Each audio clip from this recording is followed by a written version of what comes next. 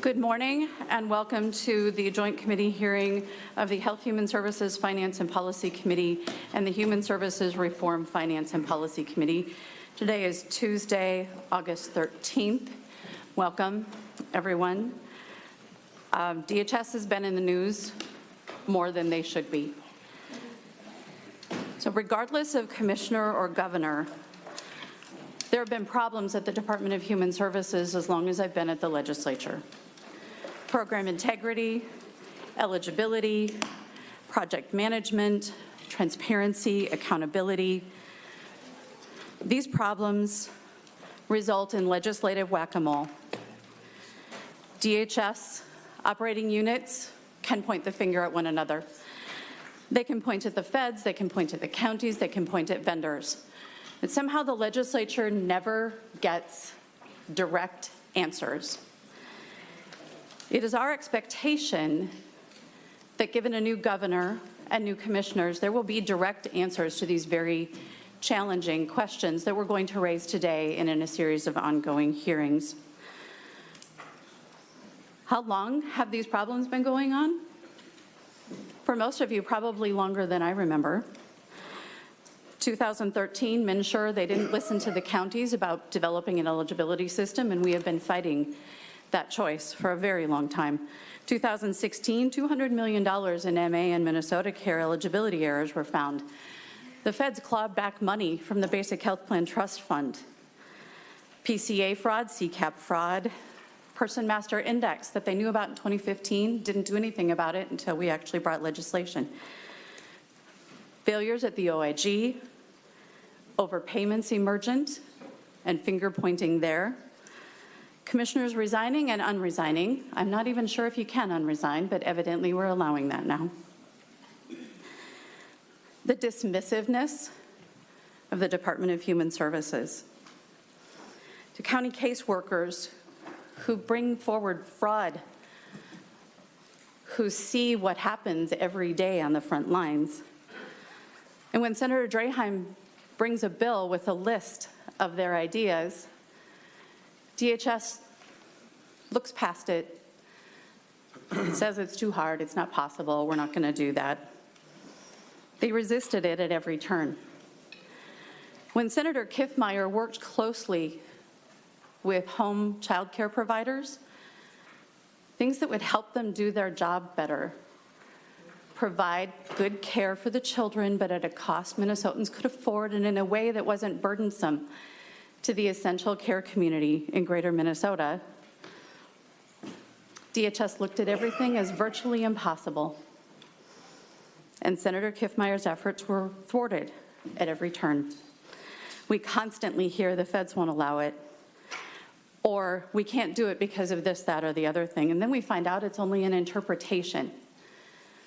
We actually now have somebody at CMS who's willing to talk to the legislature and help us figure out when DHS is telling us it's a federal issue, if there's truth to that claim. For the first time in memorable history, the Office of the Legislative Auditor had to issue a subpoena within the Department of Human Services. So this isn't just media stories. This isn't just a few disgruntled people. They had to issue a subpoena to get answers that we are entitled to. There must be a change because Minnesotans who depend on these programs and who pay for these programs deserve better. It's time for the shoulder shrugging to stop. And for those who say it's time to move on, that there's nothing to see here, I can tell you it is not time to move on. It is time to learn a lesson. And I also want to remind you that you shouldn't confuse restraint with weakness. We are highly motivated to find the truth in service to the people of Minnesota.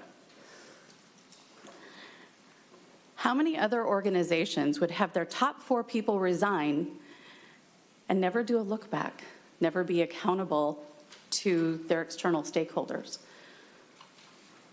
Can you think of one? So, did Commissioner Laurie try to make change and was thwarted with resistance?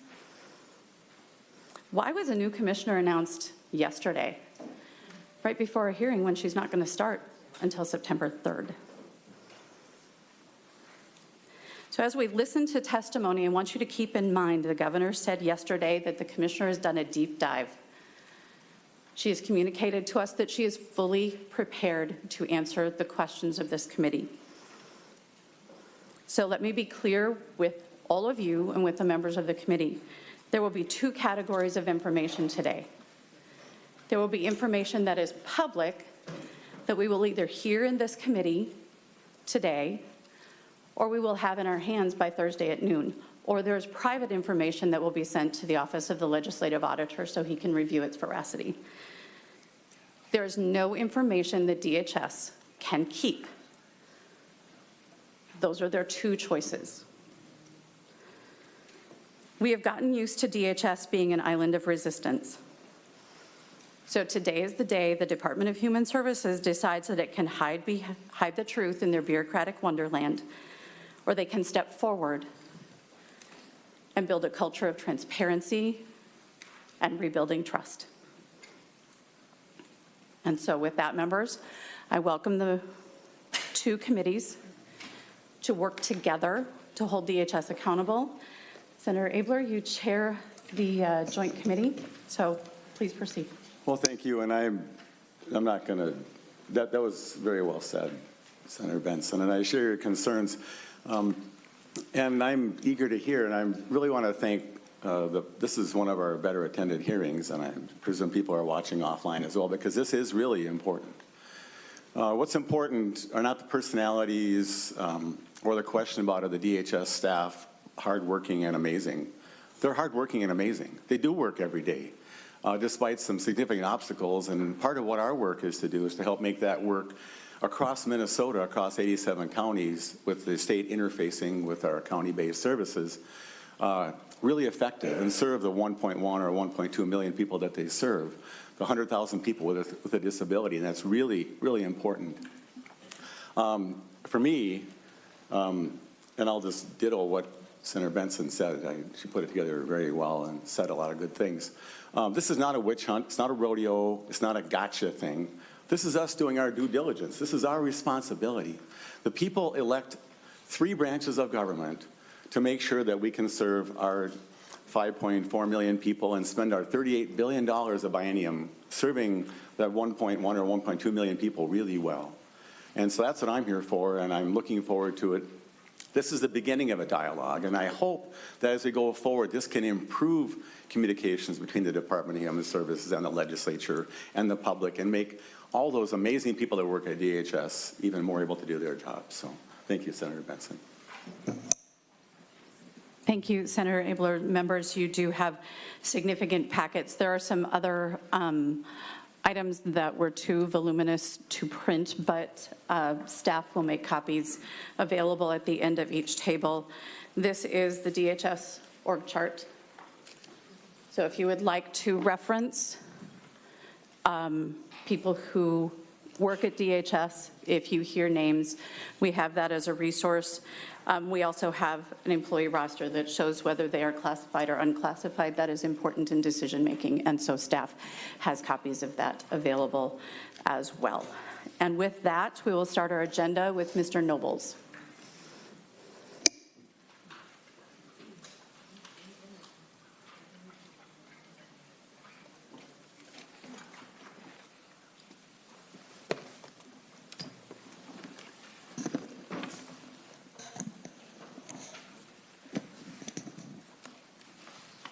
Welcome, Mr. Nobles. Please proceed. And we are trying to be respectful of the time we've been given for this hearing, and so if you plan to leave some time for questions as well.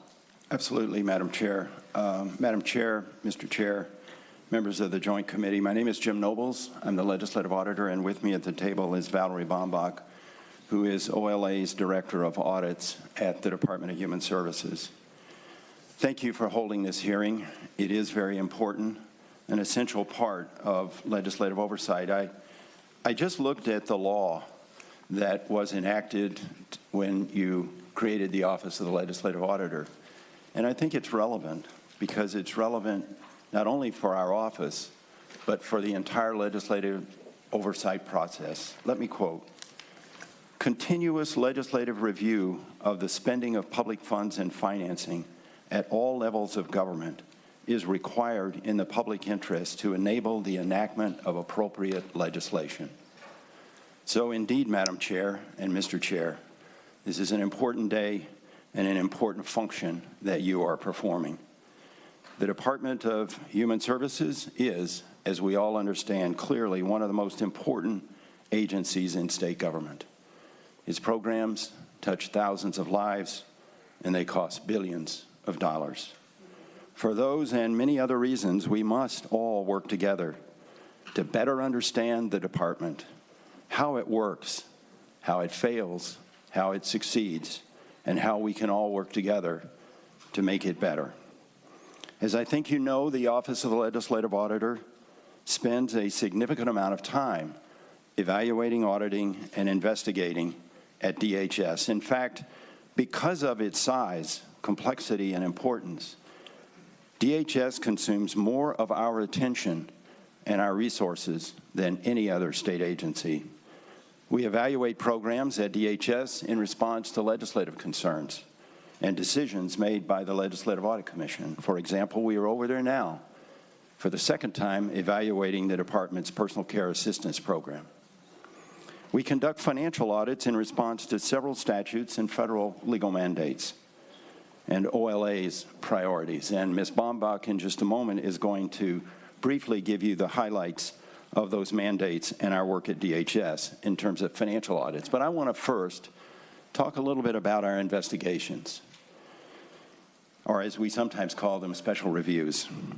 We initiate these reviews to address very specific allegations, often magnified in the media. That, of course, means that we often initiate investigations in the midst of high drama, and that is certainly true today. But it was true last year, too, when OLA initiated an investigation into allegations about fraud in the DHS Child Care Assistance Program, CCAP. I want to draw a connection between that experience and what we face now with allegations about overpayments for the opioid treatment drug Suboxone. You will recall that CCAP allegations were made in the media and before this committee. You heard that CCAP fraud was $100 million annually and that some of the money was going to terrorist organizations. Many people immediately believed that those allegations were fact because you didn't have anything else to go on. And you had people with some background in that area giving you that testimony. However, after a lengthy investigation, OLA presented you with a more complex picture. We found that some of what you were told was only partly true, and many of the assertions and allegations we could not substantiate. But we did substantiate some very serious problems. We couldn't tell you that we were able to substantiate that the level of fraud is $100 million annually. But we could tell you that fraud is a serious problem in the CCAP program. And we also revealed to you that the internal controls are so lacking that it really isn't that hard to steal money from that program, if that's your intent. On the other hand, we found that it's hard to investigate and hard to prove fraud, again, because of the way that program was being administered. OLA came to those conclusions after reviewing hundreds of documents and interviewing dozens of people, including all of the DHS CCAP investigators.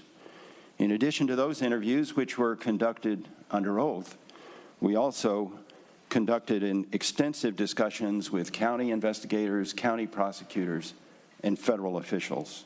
So what does all of this have to do with the Suboxone issue?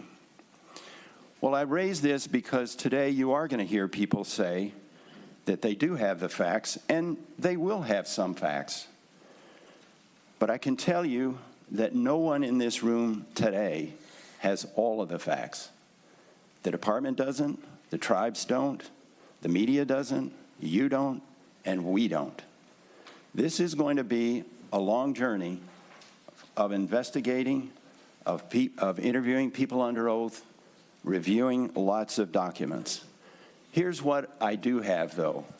I have a very experienced team that I've put together because this is a serious issue. I have Ms. Bombach, who is our Director of Audits, on the team. I have Joel Alter, who is the Director of our Special Reviews and Investigations. I have our legal counsel, Elizabeth Stowicki, and I will be part of the team. In addition to the team, we have authority to compel cooperation and to conduct interviews under oath. And those interviews will be lengthy and detailed. We also have authority to see all relevant documents of any classification, including confidential and private documents, and we will compel anyone who has them to provide them to us. We also have the authority to protect sources, and sometimes in this context, certain people do need confidentiality, and we will extend that. But finally, and most importantly, we have a commitment and a responsibility to find the facts, all of the facts, and produce a public report that is accurate, independent, fair, and objective. We have a lot of work ahead of us. We will work as expeditiously as we can, but we will be thorough. Madam Chair, if I could now ask Ms. Bombach just to give you a very brief overview of the other work that we do at the Department of Human Services. Thank you, Mr. Nobles. Ms. Bombach. Madam Chair, I'm Valerie Bombach. I'm an audit director within OLA's Financial Audit Division. I'm just going to give a high-level overview of OLA's audit work at DHS. And before I do so, I want to revisit the context in which OLA audits human services programs. So Minnesota is one of about 10 states that has what we would call a state-supervised, locally administered programs. Minnesota has a strong preference for local control over services. So under this model, it does add some complexity to the work that we do. DHS may allocate or delegate certain responsibilities to the counties, and the legislature may, through state law, direct the counties and local governments to conduct certain activities. So before we get started with our work, we first need to clearly define the roles and responsibilities and who is responsible for doing what. Sometimes we are only focusing on what is happening over at DHS here in St. Paul. But often we have to contact county or tribal nations to understand and look at the activities that they have been carrying out. And in our view, it also requires a little bit more time to determine accountability. And we saw this in our recent CCAP audit, where OIG is responsible for overseeing investigations statewide, and they conduct investigations as well. But the counties may conduct investigations of recipient eligibility fraud. As Mr. Nobles mentioned, we do audit work at DHS year-round. We audit financial statements, audits of federally funded programs. We do internal control and compliance audits. We also conduct audits that are required by state statutes. And often we are looking at DHS's preventive controls to reduce errors and fraud before it occurs, and also the controls to detect fraud or potentially fraudulent activities. So first, the bulk of our DHS work occurs through the annual audit of federally funded programs. This is referred to as our federal single audit, where we provide assurances to the federal government regarding DHS's financial statements, their internal controls, and their compliance with federal requirements. Typically, this work involves auditing 7 to 8 programs each year. And for example, this year we're auditing MA adoption assistance, TANF, the SNAP program, CHIP as well. The federal government also defines what we should be looking at. So we look at such things as cash management and reporting, eligibility, the allowability of costs, the federal matching allocation processes. Again, this work is significant, and at any point we have between 7 and 16 auditors down at DHS that covers this 6-month period. So 16 auditors is a big chunk of our staffing complement in the Financial Audit Division. And again, sometimes these programs requires going down to the counties to verify certain information and activities that they've carried out. We also conduct audits in 2 subject areas required by state statute, where the legislature has directed us to audit both eligibility and the managed care organizations. So first, our OLA audits, where we audit persons enrolled in public health care programs to determine their eligibility and whether they should have received benefits under these programs. Again, sometimes we have to go to the counties to obtain documents from them and verify the work that they have carried out. State law requires us to conduct this audit 3 times a year, which we did do last year. However, we determined that before we could go forward with these audits, we really needed to take a deep dive and take a look at METS, the state's information system that has automated the process for eligibility determinations. This is a new, large, complicated system that the state, it was really intended to streamline the process. But we felt that we needed to have really clear insight and understanding about how well that system was working and its functionality. And also to determine the accuracy of its determination processes. So right now, this is a large technical audit. We have 4 FTEs that are working on this, and we're hoping to have a report out by early November. State law that was passed in 2017 also directs OLA to audit the 8 managed care organizations that are under contract with DHS to provide services for the public health care programs. And so the way we conduct our audits is we audit all 8 concurrently at the same time, and we release a report on all 8 at the same time in the interest of fairness. For this work, while OLA can define the scope of work, the directive in state law is pretty explicit in scope, in part because some of these entities also provide commercial products in the private sector, and we don't have any jurisdiction over their commercial business. So the law says the legislative auditor shall design the audits to determine if a managed care organization used the public money in compliance with federal and state law, rules, and in accordance with the provisions of their contracts with DHS. And for this work, we have between 2 and 4 FTEs assigned to carry out the concurrent audits. As some of you know, since 2017, we have been auditing the accuracy and completeness of the encounter claims data that the MCOs report to DHS. DHS receives hundreds of millions of claims from the MCOs each year. Since starting this work, we've released 2 reports in this area, and we will have our next report, which focuses on dental and mental health services. We hope to complete that and release it by early November. Again, in this case, we are out in the field auditing nonprofit entities and county-based purchasing organizations that are delivering the human services on behalf of the state. And as I mentioned, we do conduct internal control and compliance audits where we examine the preventive and detective controls of entities and their programs. However, our audits are retrospective in nature, where we are looking back at historical events. And for effective program integrity, we can't audit our way to effective program integrity. The agency, and in this case, DHS, should have in place ongoing activities, ongoing oversight, policies, mechanisms, controls to prevent potential error and fraud up front. The audits are not going to fix the problem. Madam Chair, if I could, just in closing, again, thank you for this opportunity to visit with you about our work at DHS. And I also want to thank Ms. Baumbach and the team that she works with. This is very serious work. It's complicated work. It's important. And we appreciate your interest with the work we do. But I want to just emphasize what Ms. Baumbach just said. We cannot audit our way to good government. Audits are important, but you really have to have integrity built in to the day-to-day operations of departments and agencies. And sometimes within agencies, you need not only program people, but you need people who are especially focused on accountability and even looking for fraud. And so that's why we took a hard look at the Office of Inspector General when we were looking at the CCAP allegations.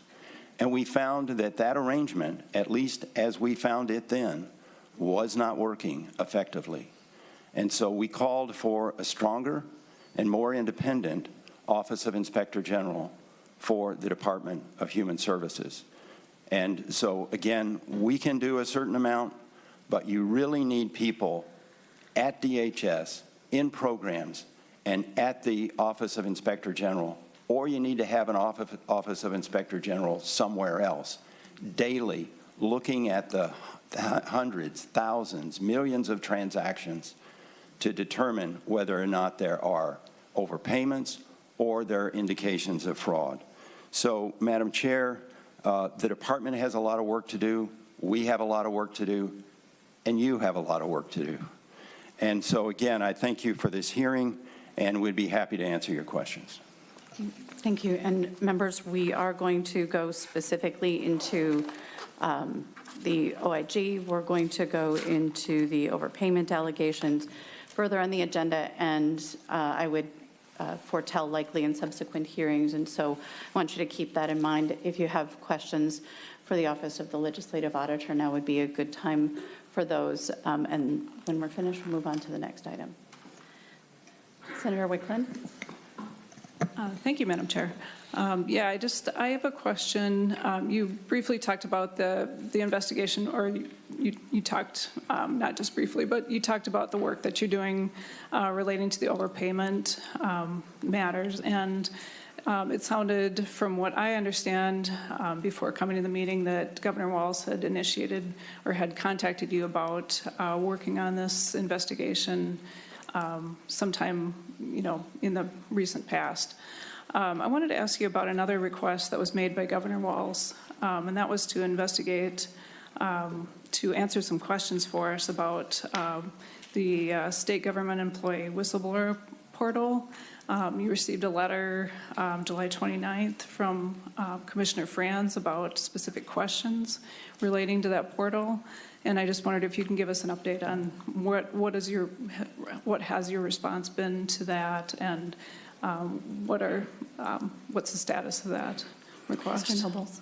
Madam Chair, Senator, members, yes, on the issue of the portal, we did receive a letter from Myron Franz, the Commissioner of Management and Budget. I also received other correspondence about that with expressions of some concern that it might interfere with or inhibit our work.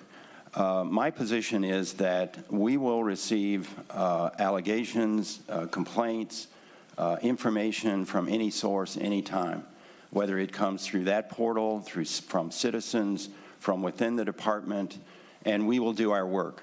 So we've been at this a long time. We receive sometimes in any given year 100 or more allegations or complaints about what's going on in state agencies. We have mechanisms for an initial review of those allegations and standards for a determination as to what we will do. So I haven't seen any problem with that portal. I think there is concern within the executive branch, but so far as I'm concerned, if they uncover through that portal any information that needs further investigation, I assume it will be passed along to the Legislative Auditor's Office, and we will take appropriate action. Okay. Senator Wicklund. Well, then I guess some of the questions kind of go beyond. I mean, the portal itself, how it is set up, and a review of how the information flow is actually working. It's going to a Senate Republican caucus website, and then possibly being handled by others. I guess the questions that were laid out about risks to privacy and the process of that were included in the letter don't specifically go to, handling an allegation. I understand that your office knows very well how to handle that. I guess the questions in here were about the infrastructure and how security is being handled. Is the information secure, that type of thing? Is your office are you going to investigate or answer those questions Or is there some process that we in the Senate have to initiate some of those questions if that's not something you think you're going to handle? Thank you. Mr. Nobles. Madam Chair, Senator, and members, I think that's really something for the Senate to discuss.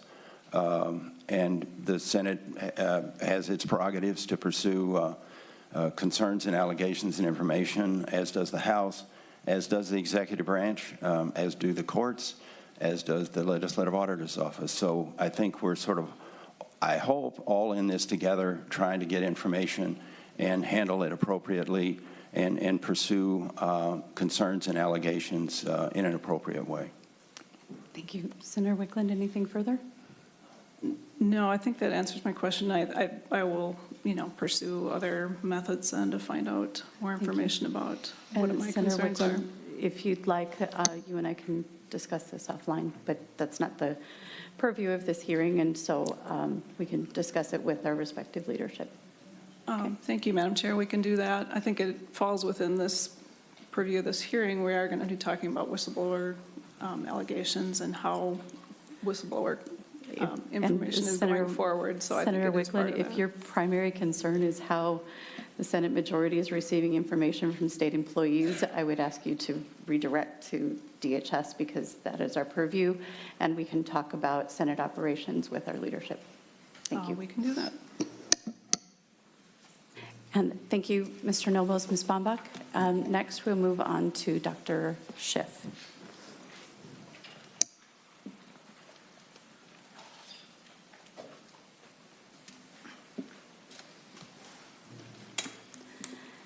Welcome, Dr. Schiff. I know you're familiar with committee process, so please state your name and begin your testimony. Thank you, Madam Chair.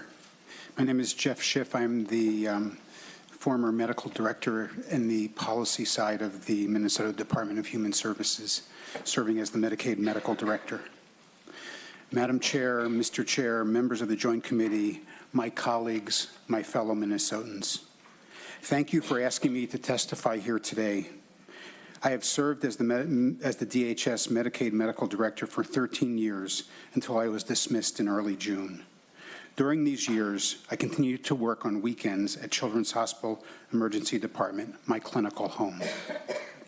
I did this so I could see directly the impact of our policies on the families we serve. On a weekend shift in the Children's Hospital Emergency Department, I saw a wonderful young mom and her 3-year-old child.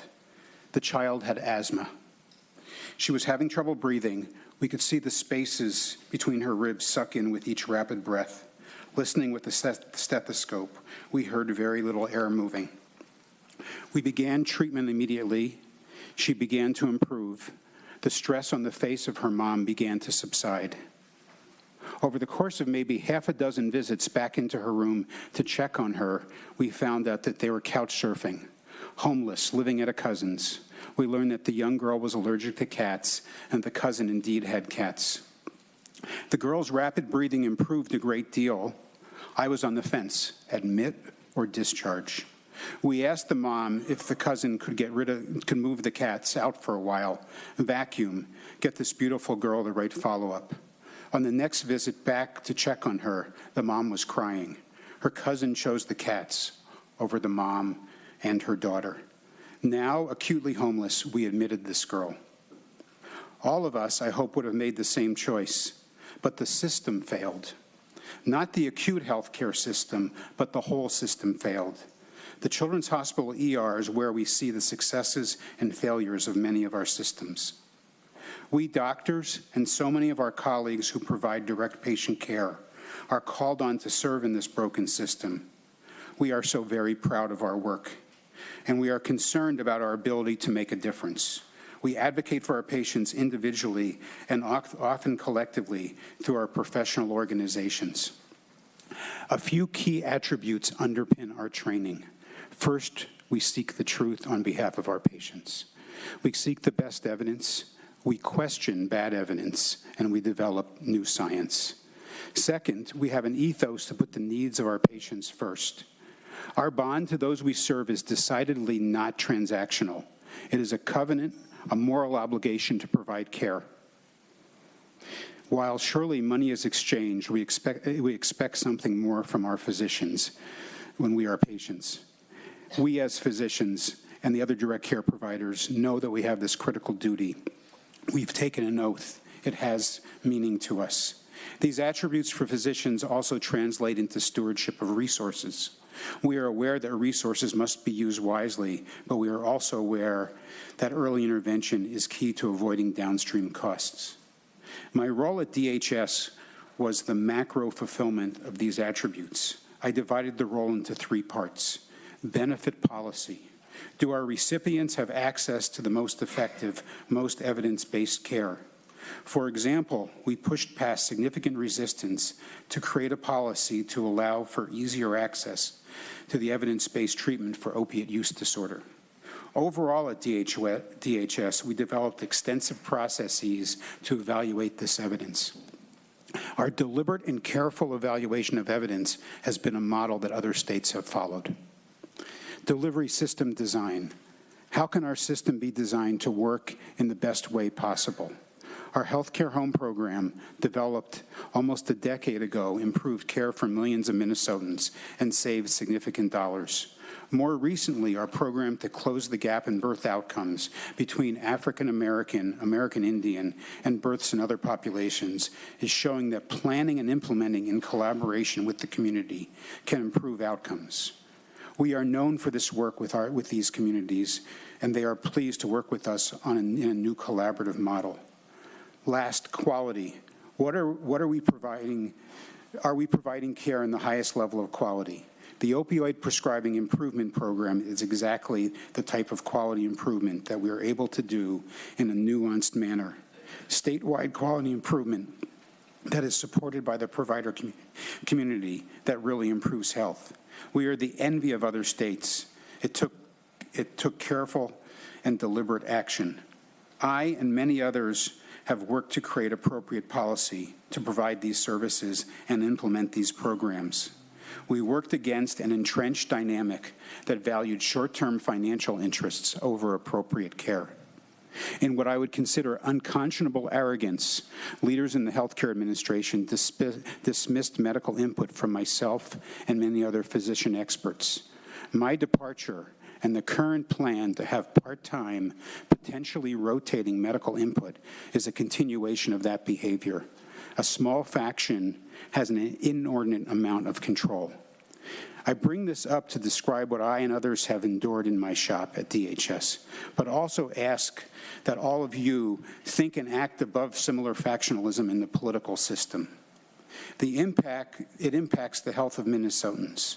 Your request for this hearing is critical for many Minnesotans, but I don't wish to be part of the partisanship that continues to damage our system or the agency. I think we should ask ourselves if partisanship is part of the disease process that is crippling the healthcare system that serves the most vulnerable Minnesotans. We as physicians, like the vast majority of the staff and leaders at DHS, want to ensure that our citizens get the care they need. We cannot see the challenges the Walz administration is addressing in DHS as an excuse to recommend a blunt tool to cut apart DHS into many pieces or to cut services to those in need. Rather, we must work now together. I would like to propose a vision and then some specific recommendations of what we could do. The vision. We could realize that the well-being is a combination of health, safety, community, and purpose. These are the pillars of the part of the strategic plan that we worked on before my dismissal. We could realize that addressing social determinants of health, issues that echo historical trauma and institutional racism, is the only way to find long-term solutions to problems that show up in expensive ways in our ERs and clinics. We could rejuvenate the primary care system and its associated support for community engagement. This model is our best real hope for improved health and lower outcomes. There is real evidence of its effectiveness. We could work to make sure that best evidence is implemented quickly and effectively. I have been asked to provide concrete recommendations. Here they are. It is time to convene the state again to have a dialogue about the type of health system we want. We last did this in 2007. It took a year and led to major health system legislation. We need to think big again and to face challenges that have arisen. We need to avoid getting sucked into the national morass and find a new Minnesota way to provide care and fund care that will really make a difference. This discussion could get us to common understanding. Inside DHS, we should split off direct care and treatment into its own agency. That part now functions well and independently. Other parts of DHS, I believe, are best integrated. I do not believe that further subdivision will serve us well. We should create an oversight board for DHS, not a gotcha group, but a group of physicians, recipients, other clinicians, families, and legislators that looks at results over time, develops and enforces a quality agenda. This accountability would not be very expensive, but have an enduring impact. It should have the authority to demand information and report to the governor and legislature.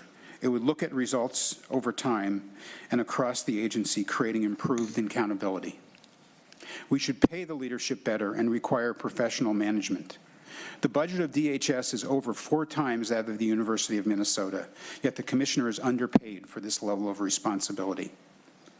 The acting commissioner and the new commissioner should immediately evaluate the current roles and the distribution of authority and decision-making in the healthcare administration and bring experienced professional leaders who have worked in the trenches and healthcare system into the organization.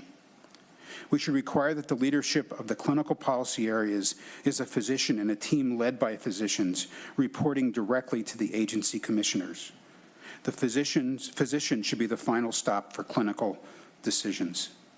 I'm extremely grateful to have had the opportunity to serve the state as your Medicaid medical director.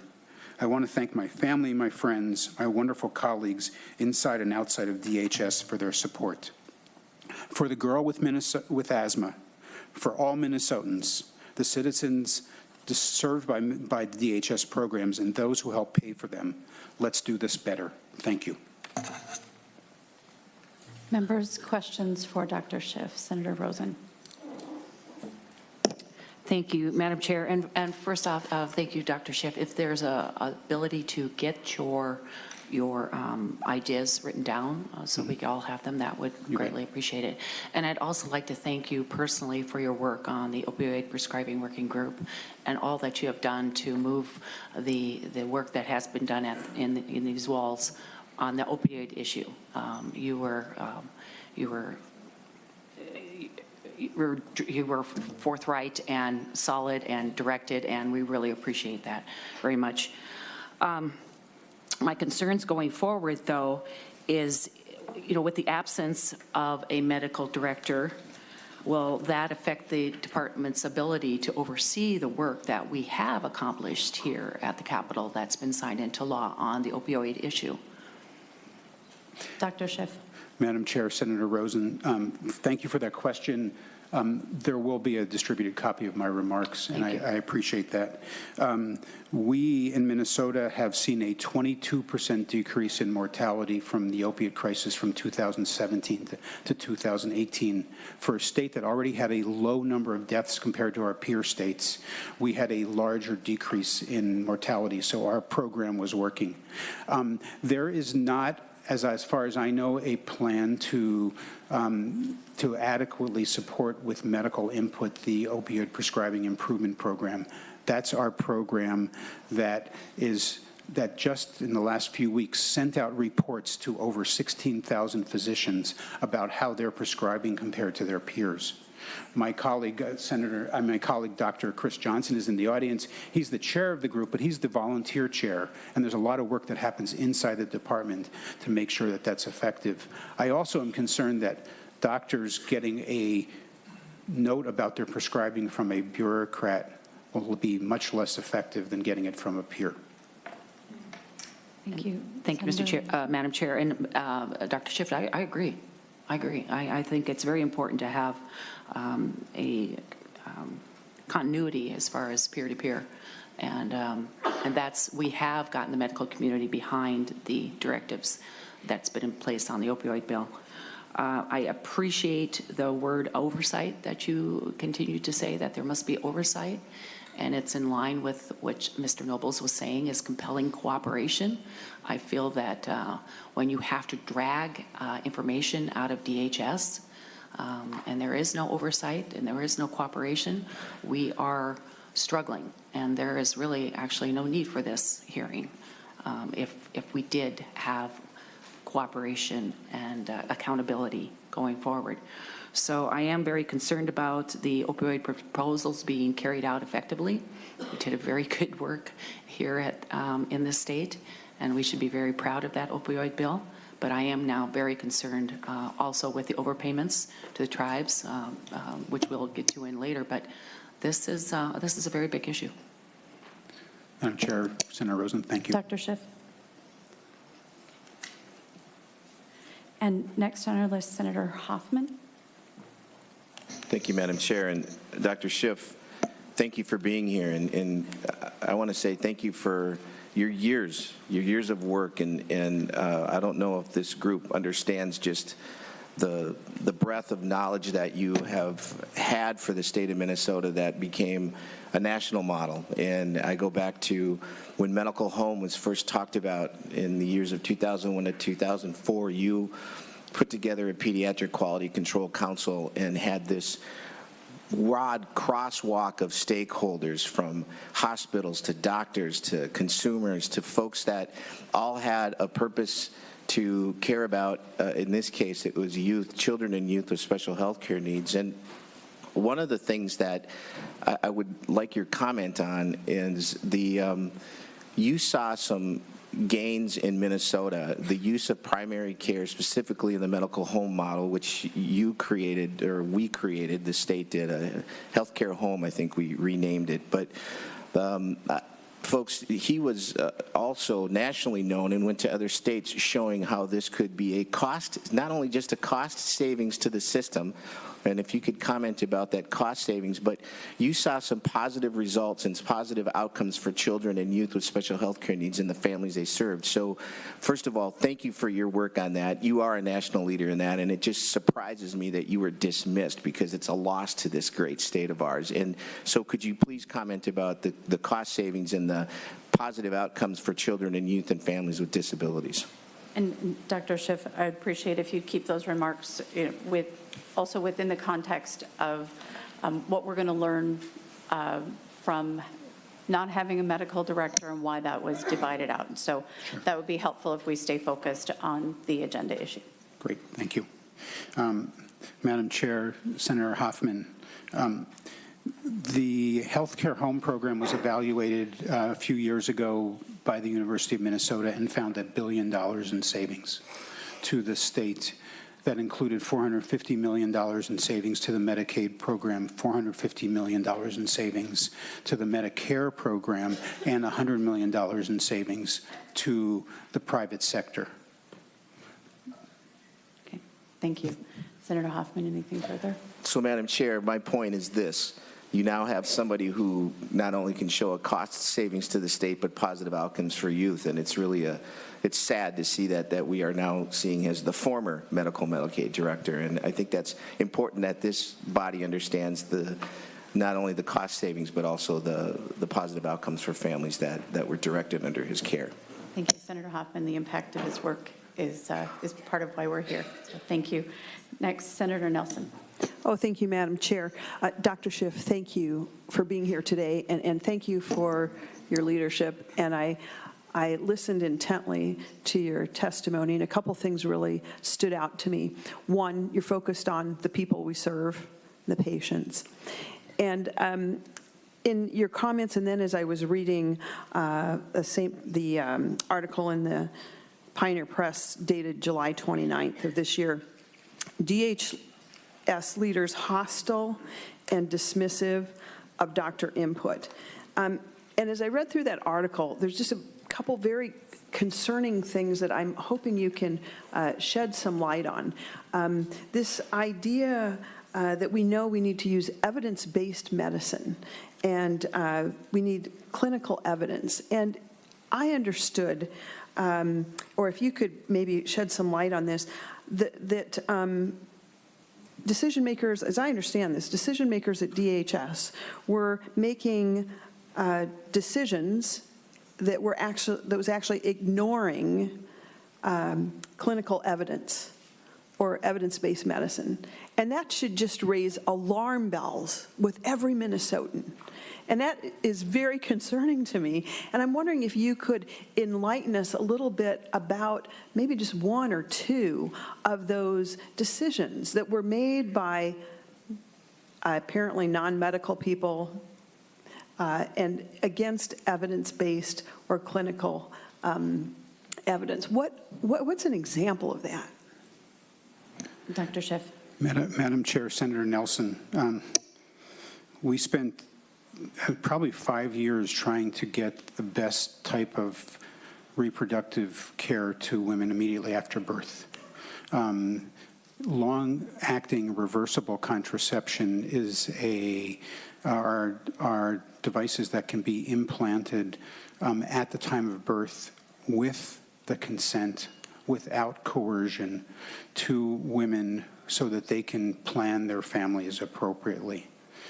There is a technical reason why it was difficult, that was always prevented this from happening, although 40 other states provide this care and have found a way around that technical reason. And we have, myself, the staff that was in my area, fought that battle and lost over and over again. The OBGYN community, the American College of Obstetrics and Gynecology in the state of Minnesota, came out very much in favor of it. Recently, the American Academy of Pediatrics, my home base advocacy organization, joined the fray to get this to happen. That's one example. I'll give you one more example quickly that Senator Marty knows well. We had a drug for opiate use disorder, buprenorphine, that we're going to talk about later. It's evidence-based, and we needed to be able to get it easily accessible to citizens of Minnesota who were dealing with opiate use disorder at the time they came in for help, not 24 hours later when they, but at the time. And we had to fight very, very hard through a lot of red tape at the department to get the prior authorization lifted for that specific drug. And it was, quite honestly, quite a challenge to do that. And it was only after a lot of public work that that happened. And then only after, and even after that, we got a lot of, I would say, abuse inside the department about the fact that we went around the standing, that Commissioner Piper went around the standing processes. But you know, in medicine, every time you work almost, you get to the point where the evidence runs out, and you have to make a clinical decision based on your clinical judgment. That's the same sometimes at the department, where you just have to say, my intent is to care for these people. And so that was another example. Thank you. Senator Nelson. Thank you, Madam Chair. It sounds like maybe there just wasn't a will by non-medically trained folks to listen to those who are experts in our healthcare. The other piece that I wondered if was one of these areas what had to do with naloxone. And my question there is, has to do with, I understand that the largest, the contract was canceled for the largest naloxone vendor to the department. And I was just wondering if you had any, if that was during your tenure, after your tenure there, if you had any input or insight on that. I'm concerned by that, quite frankly. And Dr. Schiff, was that under your purview? Madam Chair, Senator Nelson, I was aware of the granting process, but I wasn't directly involved in it. Okay, thank you. Senator Nelson, anything further? I'll dwell more into that in the next part of the hearing when we get to that aspect. But it seems to me that there needs to be some sort of process, and that's what is there a process lacking regarding, we talked about the need for oversight, but what about medical decisions? Who should be making those medical decisions? Dr. Schiff. Madam Chair, Senator Nelson, in 2015, I served as the chair of our national organization. There were about 45 of us from different states. And in the great majority of those states, the medical director has the last say in medical policy, except for the commissioner or the secretary.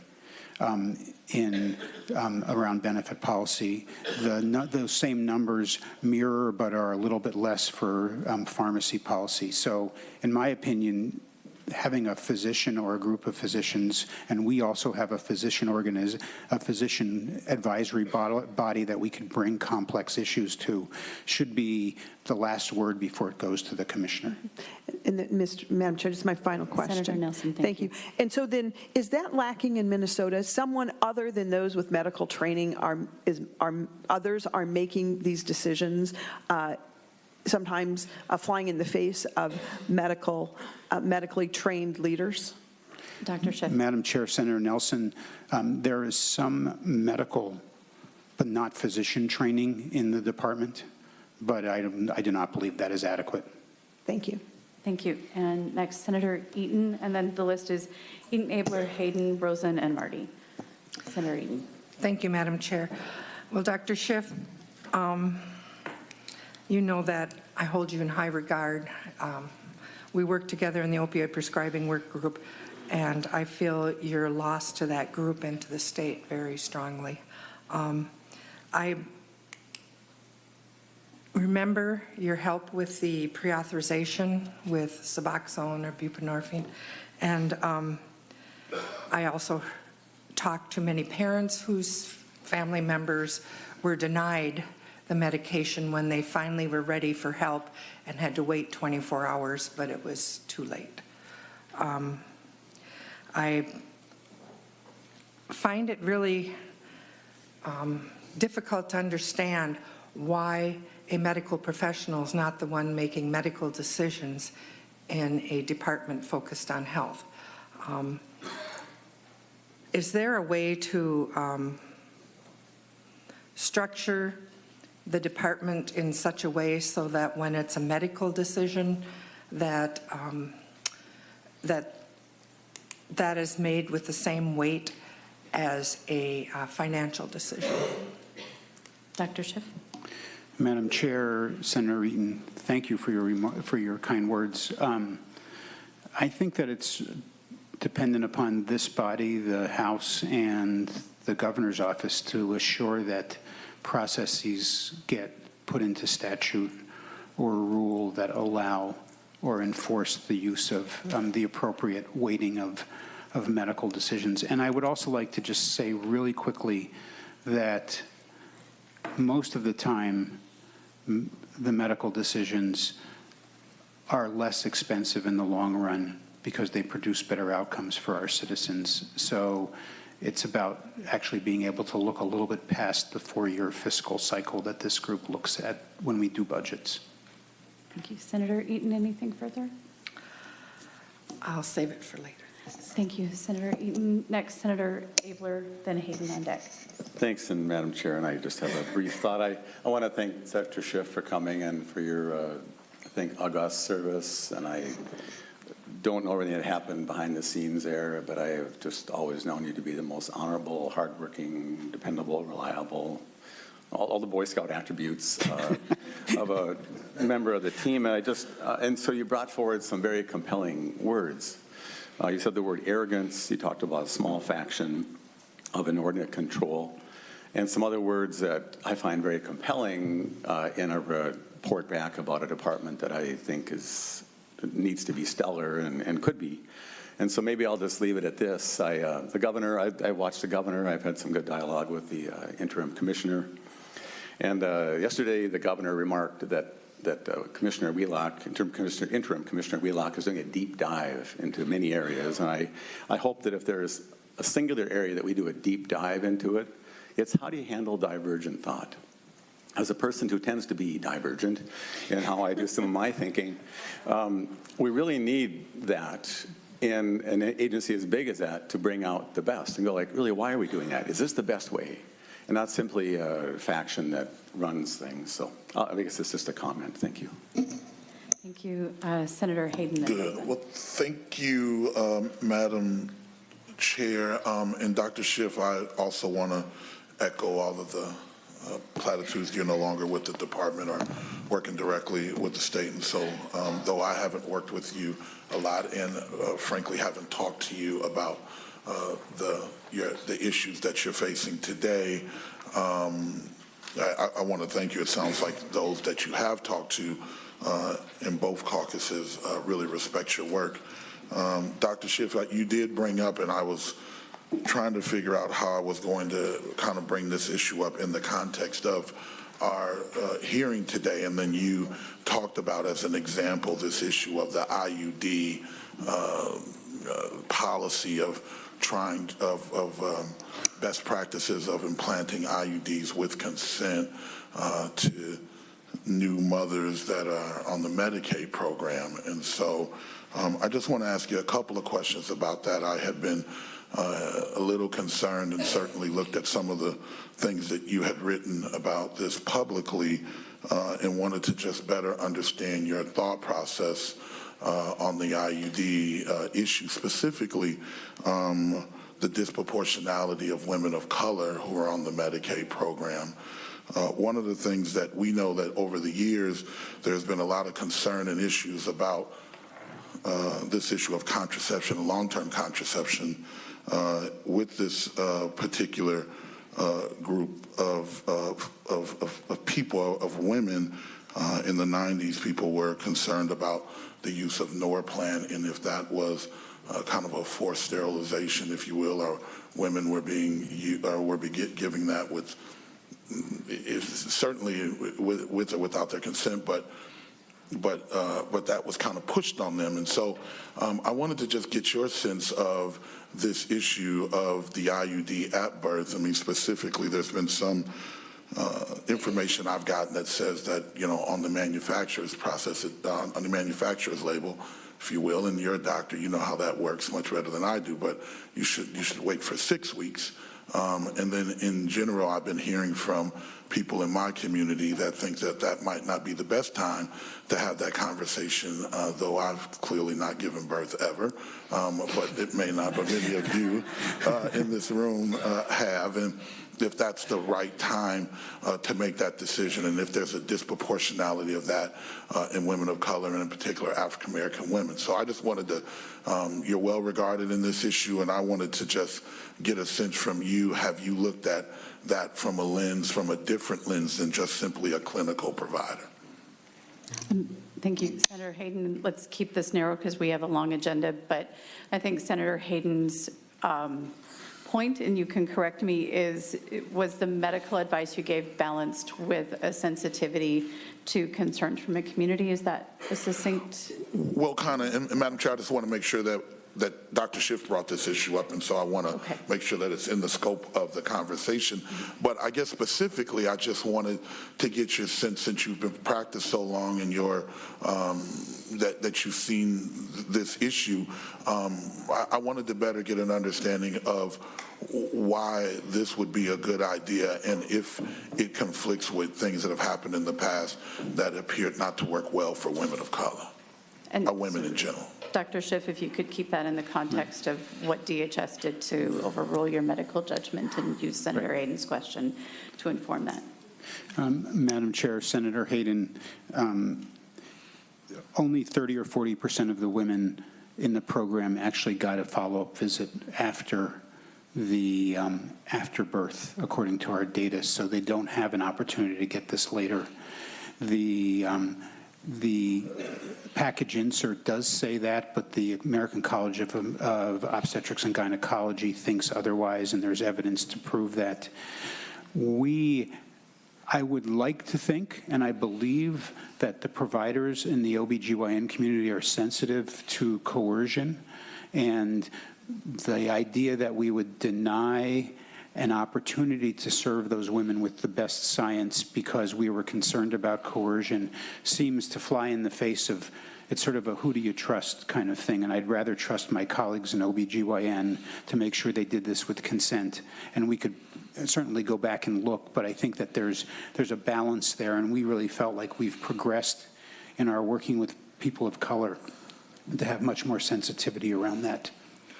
Senator Hayden. Thank you, Madam Chair, and thank you, Dr. Schiff, with that. And so I think, you know, there's two things that came to mind with that. Number one is understanding either one of we are women, but certainly I'm an African American person, and so I won't take much more time today. I wish we would have had maybe an offline conversation. I feel like the minority hasn't necessarily been involved to the level that they should, but maybe that will change in these conversations.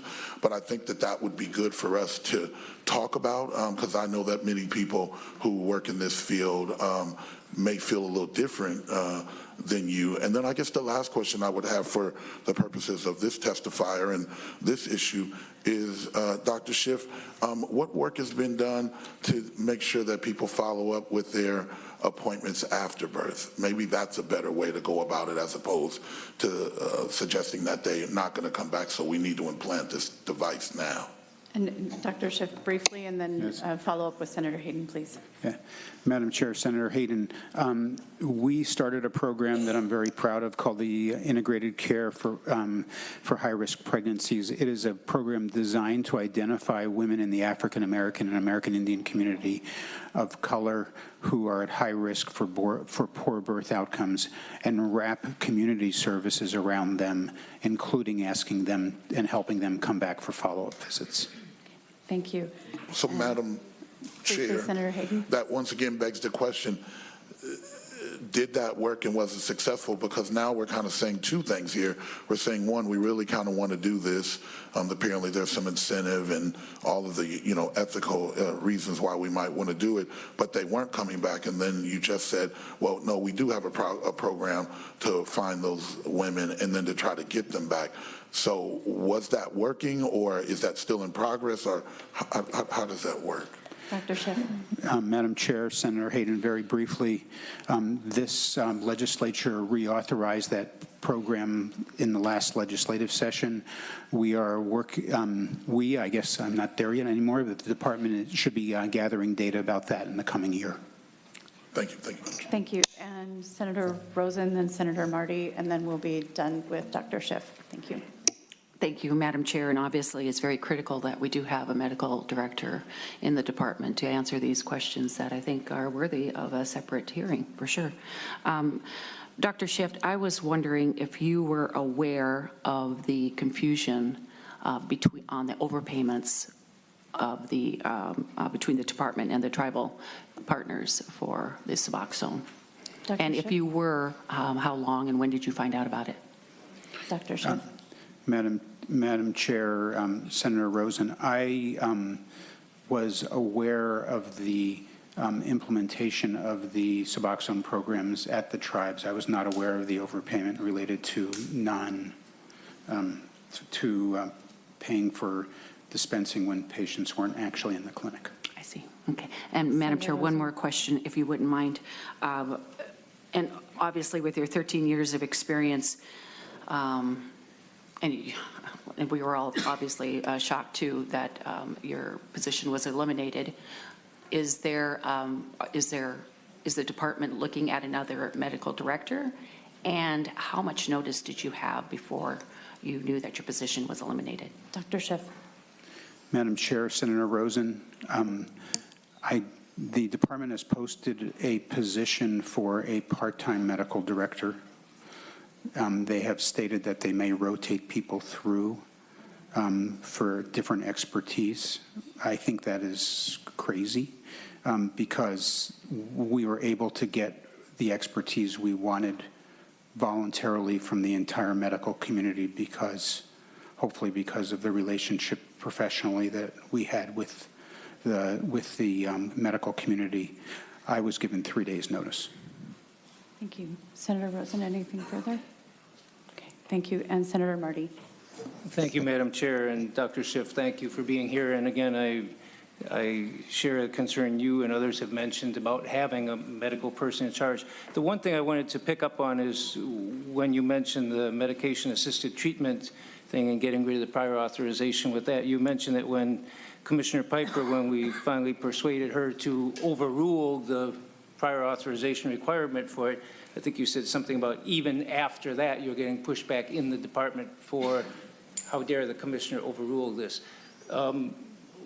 Where is this pressure to ignore it? Because I have problems with the whole prior authorization thing, thinking that somebody else is making medical decisions to overrule a doctor-patient decision without examining the patient, without whatever. But in this case, that, and you mentioned the long-acting reversible contraception, in those cases, the medical director is making a recommendation, and even when the commissioner in the one case goes along, you're saying there's pushback. Strong pushback? I mean, is that why it took so long to make that happen in the first place? Dr. Schiff. Madam Chair, Senator Marty, as you know, but maybe not the whole committee, the Minnesota chapter of the American Society of Addiction Medicine asked about this and pushed hard. My colleagues in some of the clinics basically said to me that lives were lost because of that. I was told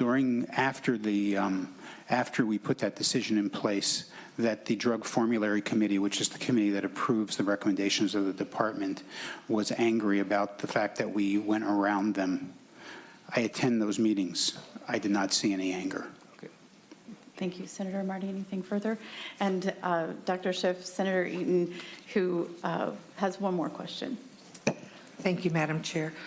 My question that I want to ask is, do you feel that the opioid response program is in any jeopardy without a full-time medical director? I know that we've decreased deaths, but I believe that's primarily related to the fact that naloxone is so available. I know the overdoses haven't decreased. And I have a big concern about, I didn't know anything about this contract being canceled with the naloxone vendor. Do you have concerns about the Minnesota opioid program? Dr. Schiff. Madam Chair, Senator Eaton, one of my duties that I didn't speak about while I was at DHS was to organize the state interagency response on opiates, which we called SOUP, State Opioid Oversight Program. It's easy to remember. I believe other people could run that, but I believe it has more authority if it's run by a physician who's dedicated to looking at all aspects, including prevention of addiction through around prescribing, treatment of opiate use disorder, distribution for emergency response, and actually work with folks in the justice-involved populations. Those were our 4 pillars, and I don't know who will be coordinating that. Thank you, Senator Eaton. Okay, thank you, Dr. Schiff, for your testimony. Thank you, members, for your attention. Next on our agenda, invited is Ms. Faye Bernstein, if she is available.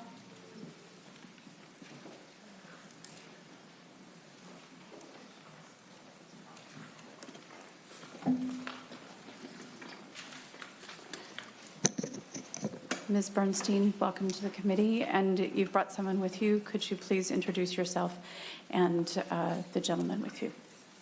Madam Chair, members of the committee, thank you for inviting me. My name is Faye Bernstein. If you could. Madam Chair, my name is David Harth. I'm a MAIT business agent. I work for the Minnesota Association of Professional Employees and represent the employees under our MAIT contract at DHS. Thank you. And Ms. Bernstein, we'll direct our questions to you, but I understand that you're here under advisement. Yes, that's correct, Madam Chair. Thank you. Please proceed.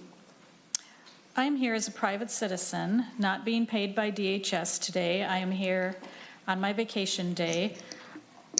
I am here because I believe I am permitted to speak to you, but also that it is my responsibility to speak to you and discuss this.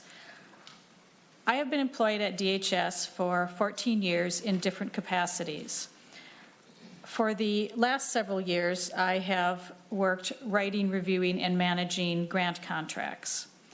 Most recently, I have worked for 2 years as a contract specialist lead. What that means is that I am charged with writing and implementing the processes that Behavioral Health Division contracts and RFPs would go through.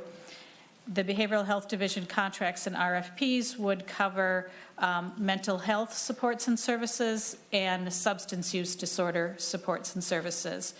You're likely aware that those two previously separate divisions of the Mental Health Division and the Substance Use Division have recently, approximately a year ago, integrated into one division and is now the Behavioral Health Division.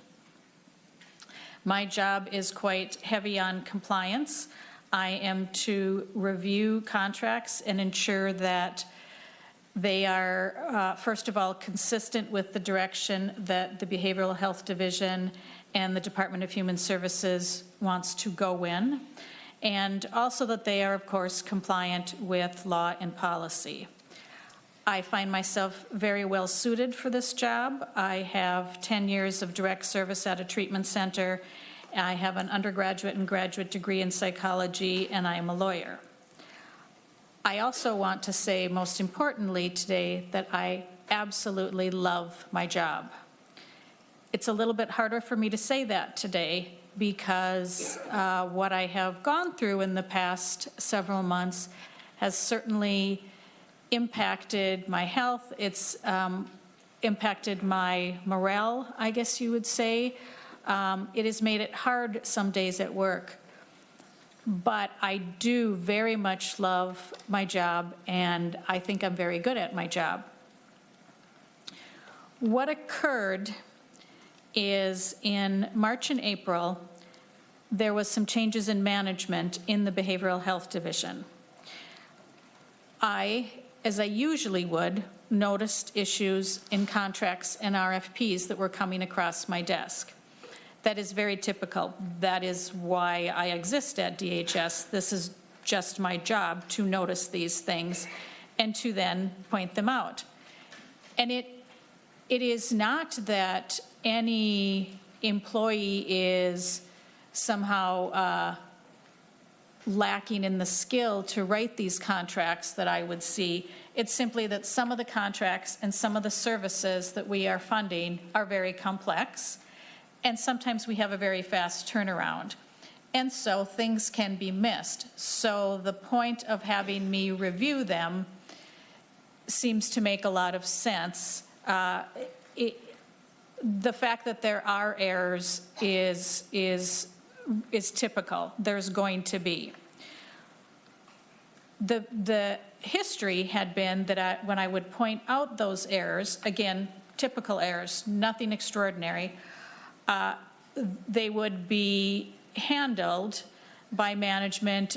Normally, there would be meetings. Of course, I would be present at those meetings to put out my opinion. Emails would be exchanged, and a decision would be arrived at.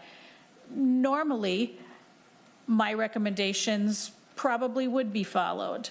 I think the recommendations that I was making had merit, and I could adequately explain them, and the alterations would be made.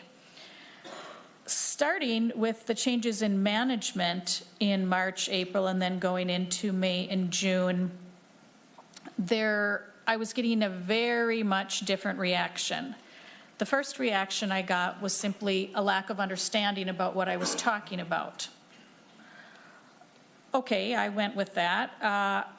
Then it moved to more eye rolls because I think I was perceived as bringing too many problems and maybe too many times. Then it moved to insinuations that I was not doing my job right. Comments like, "You're too focused on compliance."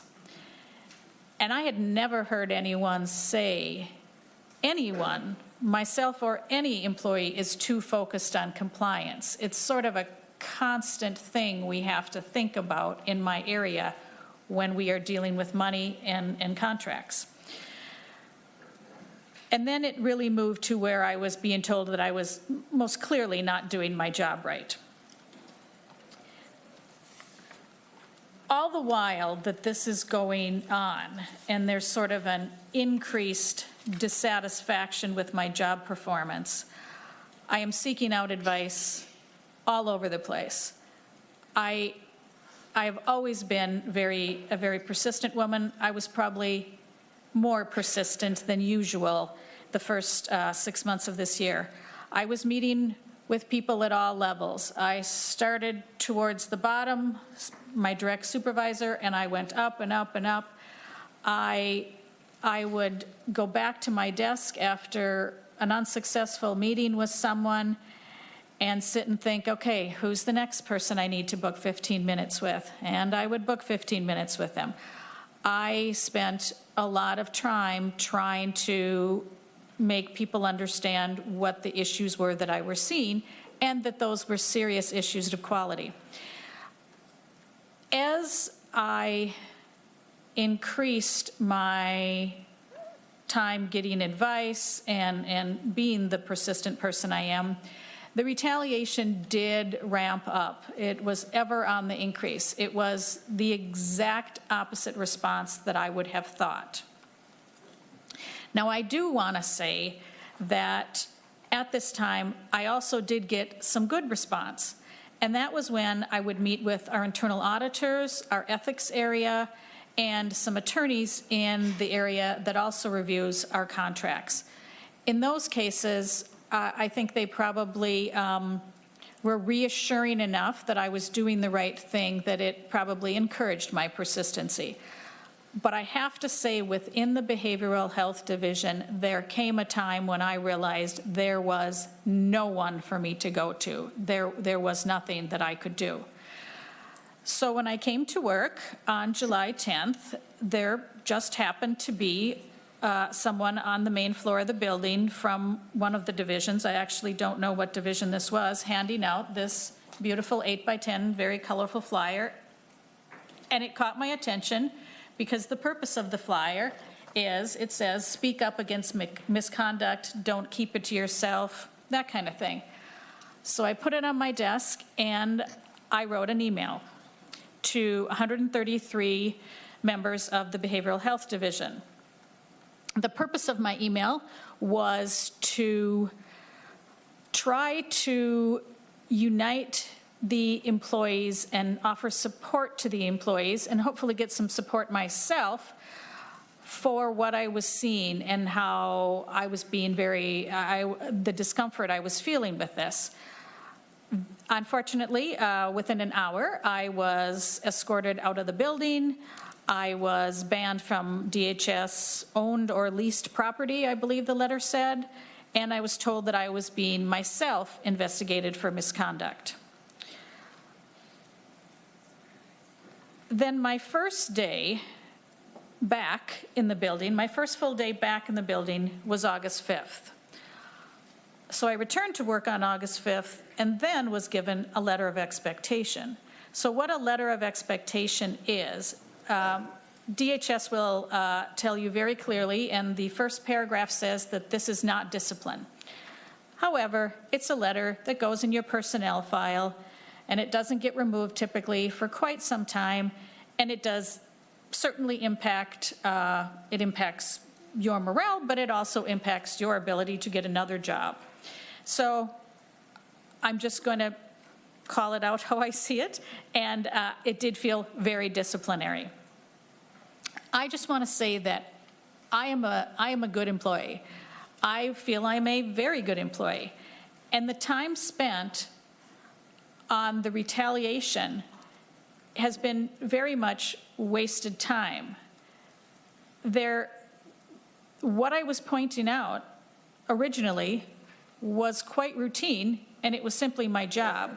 And to spend a lot of time on this, and even for me to be here, is really a waste of the time of DHS.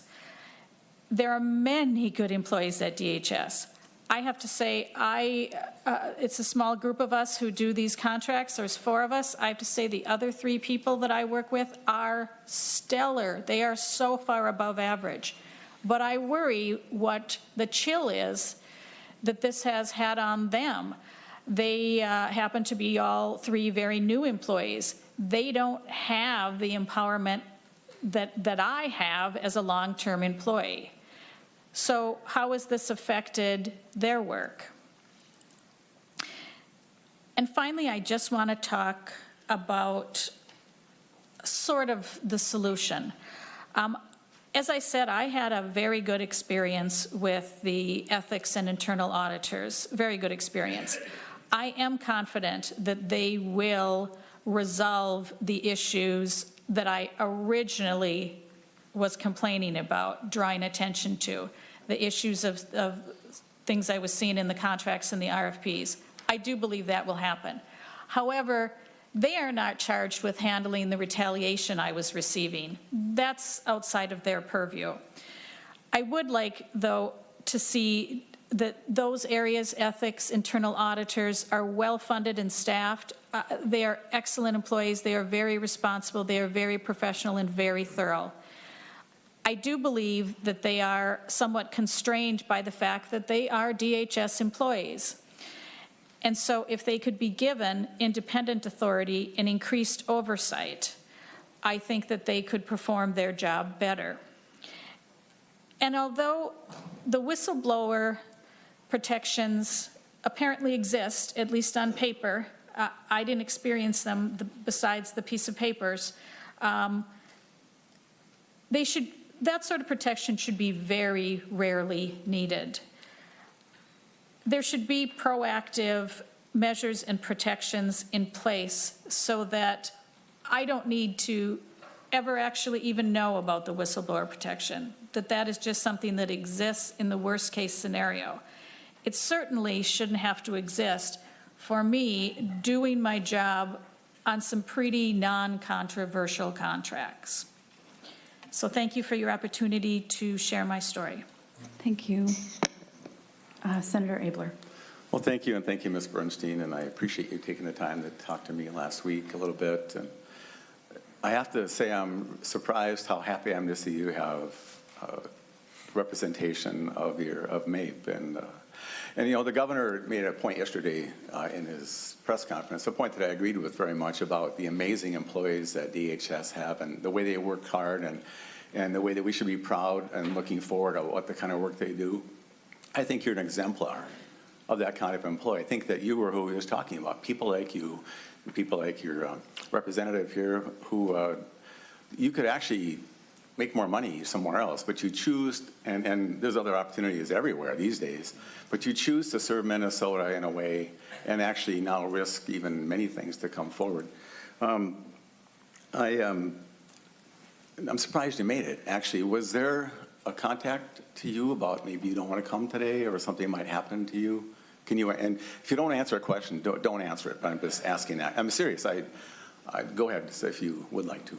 And Ms. Bernstein, I just want to reiterate, you do not have to answer any questions that you're not comfortable answering. So please proceed as you're comfortable. Thank you, Madam Chair. Yes, I was contacted by DHS and informed on the repercussions of speaking today.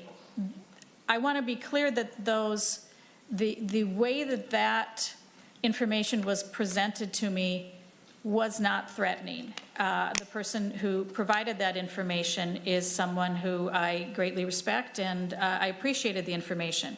However, the content, the words saying that I could be discharged for this, that is threatening. Just the words are. In no way the way it was presented to me. Thank you. Thank you, Madam Chair. Senator Abler. Well, that's just remarkable to me. I'm just looking for another letter I had here in front of me. That really bothers me. And we're not going to go very far into this today, and I think when the interim commissioner comes up, she's going to say, well, it's a personnel matter. We can't talk about it here. But I hope that when she's doing her deep dive into parts to prepare for a very good selection, Ms. Harpstead, I think she's going to be another good choice. I think Ms. Wheelock was a good choice as well to fill in here. And I think if anybody can dig into this and get to the bottom of what happens when somebody expresses an honest opinion with well-intended, that they get walked to the door. Just, I don't know, I have a small clinic, and if somebody would do something like that, I might actually go, I mean, it's your department. I would maybe go and say, was that really a good idea? So what's wrong? What's going on? That would just an alternative mode for the DHS employees and supervisors who aren't here today. And I don't know, I don't want to use the guy's name, but there's somebody who was the equity coordinator for the OIG who had a similar thing happen. He spoke up about his concerns, and he got fired, and he's going to lose his house. I believe he had a physical impairment of some sort, and I don't know what's going on there. But I hope that Interim Commissioner Wheelock can dig in and make sure, how do our amazing employees actually get to speak up and offer the advice we need to have iron sharpen iron and make the department that we all know it can be and bring the best out of you. I guess that's a comment. I'll just stop. Thank you, Madam Chair. Thank you, Senator Matthews. Thank you, Madam Chair. Thank you, Ms. Bernstein, for being here.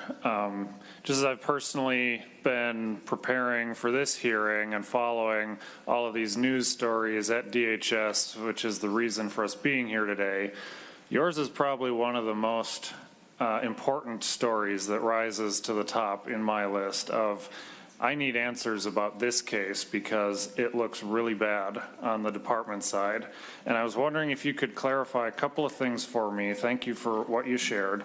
But when you spoke of the change in management in the March timeframe and the change in reaction to you from that point forward, would you say that the number of concerns of the regular contracts that you were doing was roughly the same as prior to that point, or were there a greater number of concerns? Was potentially were you bringing up more issues afterwards than before? Ms. Bernstein. Hope that question makes sense. Madam Chair, I would say there was probably a small increase in issues I was bringing up. I would say that there was an overall reduction in quality of what I was seeing. That could be attributed to many things, however. It could just be attributed to a high workload. Thank you, Senator Matthews. And one more, Madam Chair, thank you. You made a comment about how the retaliation is outside of DHS purview. I'm wondering if you could inform me what purview that would fall under, and then maybe how that ties in with your last statement about being informed from a DHS person on possible repercussions. Ms. Bernstein.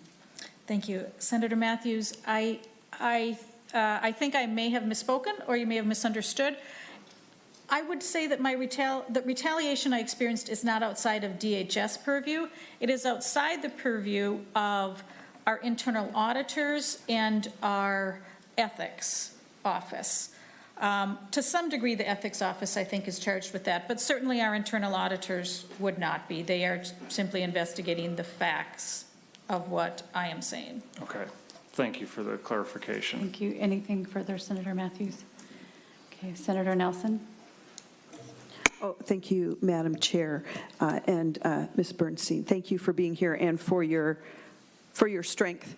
It's often hard to speak truth to power, and yet it needs to be done. So I thank you for that. I have a broad question about specific contracts, and if you can answer that, can you share with us any specific concerns about specific contracts that you felt there was an issue with? It'd be important for us to know those if that's in your ability to speak to that today.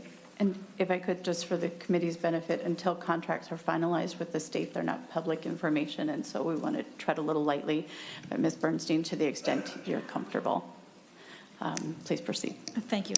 Madam Chair, Senator Nelson, what I was seeing was, I will just talk about sort of categories of things rather than particular vendors, of course. There was a group of contracts that were for services that have quite recently become billable services. So you would say, why are we doing a grant contract using state or federal grant dollars when this is billable to insurance? that still can happen because not everyone is eligible for insurance for various reasons, right? And also there could be some adjacent services that could be covered, adjacent to the billable services. My point in bringing up those to management was that that should be very clearly stated in the contract, what this is covering and how much it costs to cover that. These contracts were not clear at all, and people completing the contracts were using, quote unquote, their best guess.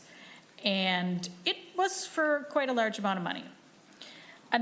Another type of thing was we were doing a contract, and it was a small contract, but my understanding was that the activity in that contract was technically not a legal activity. There would need to be that vendor would need to have a license in order to do that particular activity. Now, it was a small contract. We're talking about a license. It seems relatively harmless, but I think it is a bad practice to contract for something that is not actually allowed by law. Maybe one more I could say is that there was a very large RFP that was done, and there is quite clear statute and Office of Grants Management, OGM policy on how the information that you gather from the scoring, of course we bring in outside scorers and also have DHS staffers score, how those scores are compiled to then make awarding decisions. There's not a lot of leeway in that. And in this case, with this large RFP, there was quite a lot of movement from the scoring.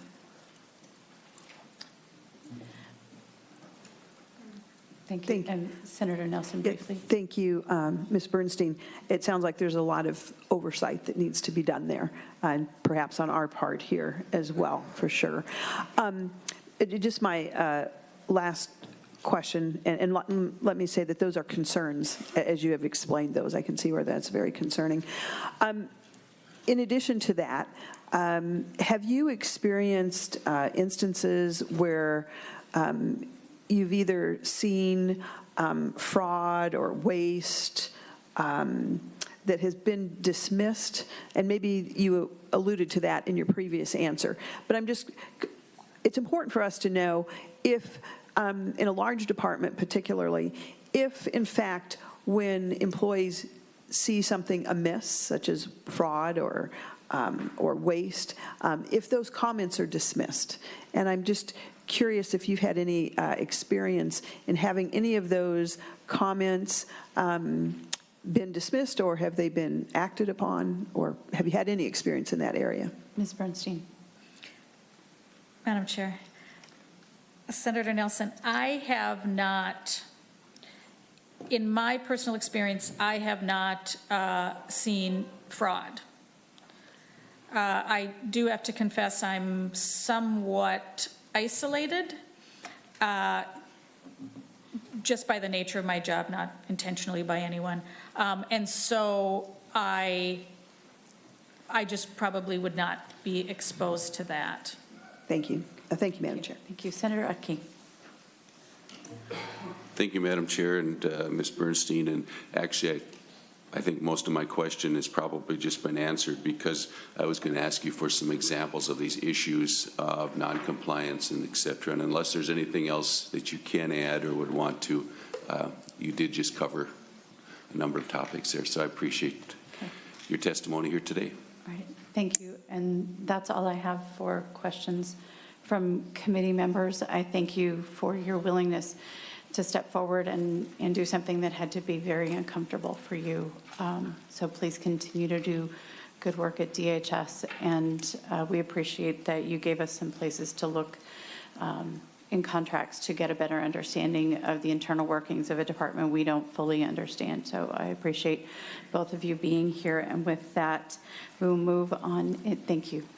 With that, we'll move on. The White Earth and Leech Lake bans, we've asked them to briefly speak to the overpayment issue, and we will be having a hearing on the overpayment issue. The legislative auditor is looking deeply into this issue as well, and so we're going to keep this focused to their statement, a few brief questions, but members, you will have the opportunity for more questions at a future point in time. So I have Mr. Tibbetts, Mr. Jackson, and Ms. Stevens.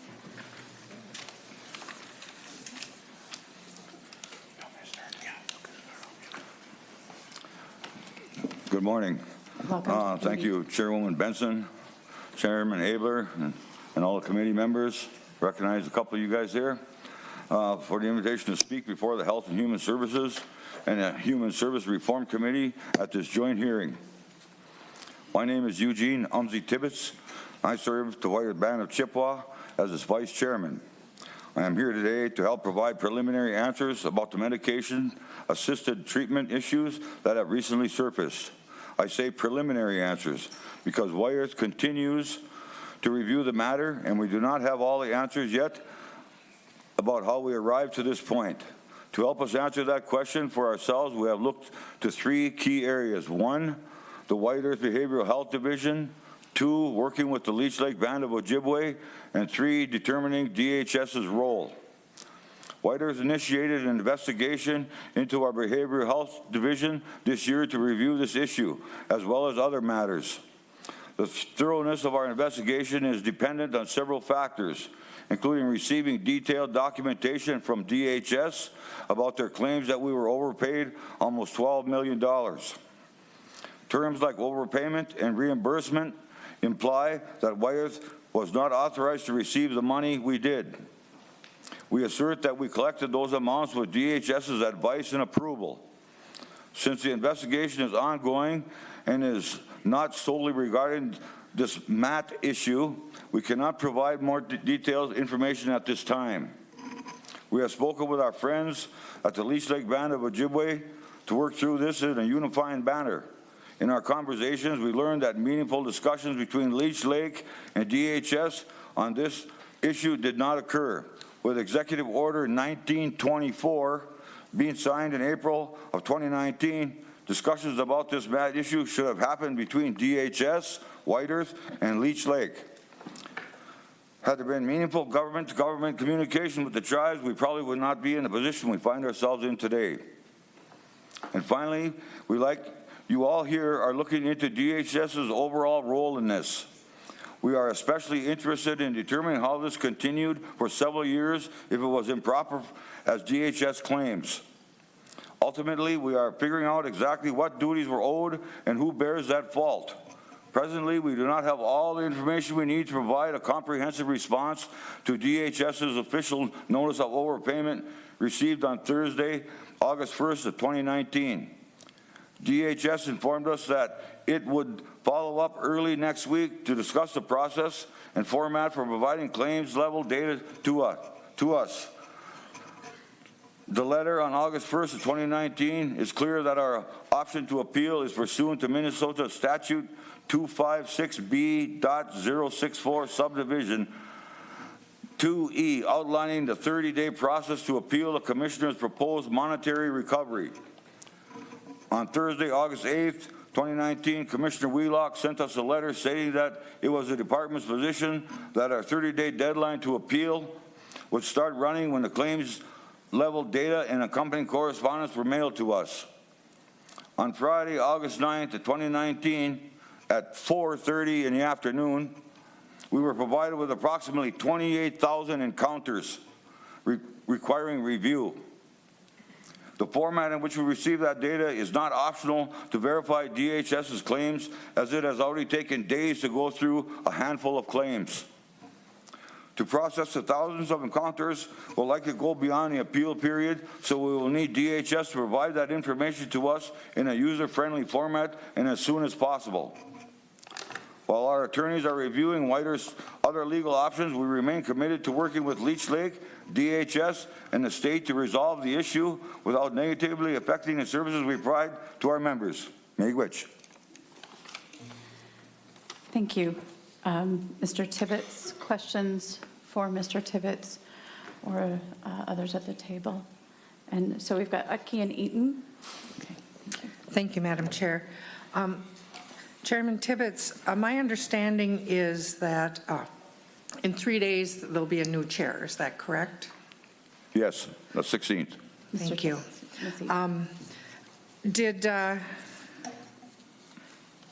Have you reviewed, or are you aware of the way the MAT program was developed with DHS and the Valhalla? Valhalla, please, Mr. Tibbetts.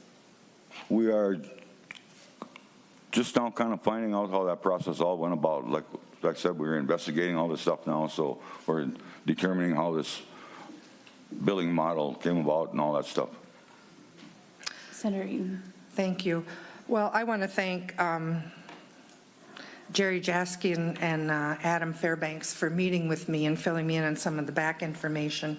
I believe that there was a lot of misinformation given to the tribes as to how to bill, and even though they requested numerous times how to do it correctly, that they were again and again directed to do it in the way that they're now being told is incorrect. So I hope that this transition is smooth so we can get this rectified. Thank you. Thank you. Senator Utke. Thank you, Madam Chair. And question, you touched on just a little bit, the time period of these billings that were wrong. It's a number of years. Do you know at this point even how many years it is? I think it goes back to 2017. Okay. Thank you, Senator Thank you. Utke. On Whiter's behalf, anyway. Okay, thank you. Thank you. Members, I have no one further on our list for questions. I have Oh, one. Senator Rosen, I apologize. I didn't see Thank her you, in the Madam Chair. I kind of gave you the look, but apparently that didn't work. Senator Rosen. Thank you very much.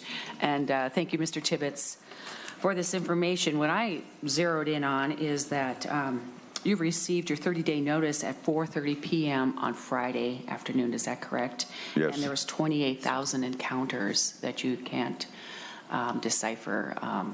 This is really troubling about how this has been handled, and it continues to be handled. I am anxious to listen to Mr. Jackson and Ms. Stevens too, but clearly I'm anxious to find out how long DHS has known about this discrepancy. This is a lot of money. And of course, the focus in the opioid bill this year was on making sure that we direct the money to the various entities that need it, and of course, it was the tribes. And now we have a huge issue. It's not a couple $1 million; it's $25 million discrepancy. So I'm sorry how this has been handled for you. I need to apologize for that. Thank you.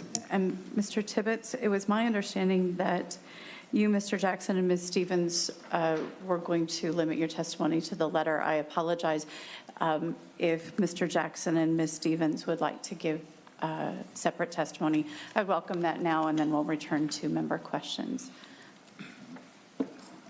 Okay, Aneen, Chairwoman Benson, Chairman Abler, members of the committees, thank you for allowing me to speak at this joint hearing today. My name is Farron Jackson. My Ojibwe name is Giwadin, which means north wind. I am the chairman of the Leech Lake Band of Ojibwe. You have heard a lot of testimony today on important matters on behalf of the Leech Lake Band of Ojibwe. We would like to express our support for the words offered by Vice Chairman Tibbetts on behalf of the White Earth Band. As sovereign tribes, we stand together. We are very early in this process, but we are concerned at how the Department of Human Services has handled these allegations that we were somehow overpaid. There was no consultation with us. There was no respect for our sovereign status. There was no dialogue as co-equal governments. We remain committed to getting to the bottom of what happened. By and large, we remain committed to working with the state of Minnesota. We want to see Minnesota continue to be a national model for tribal-state relations. But who we are as sovereign governments must be understood, acknowledged and respected at all times and by all involved. As such, we should not be dictated to, nor should we be financially forced to the negotiation table. As Vice Chairman Tibbet said, we are in the early stages of reviewing the information available to us.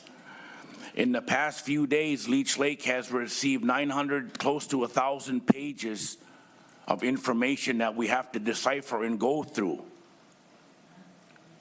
Unfortunately, at this time, we are not in a position to answer any detailed questions regarding these allegations.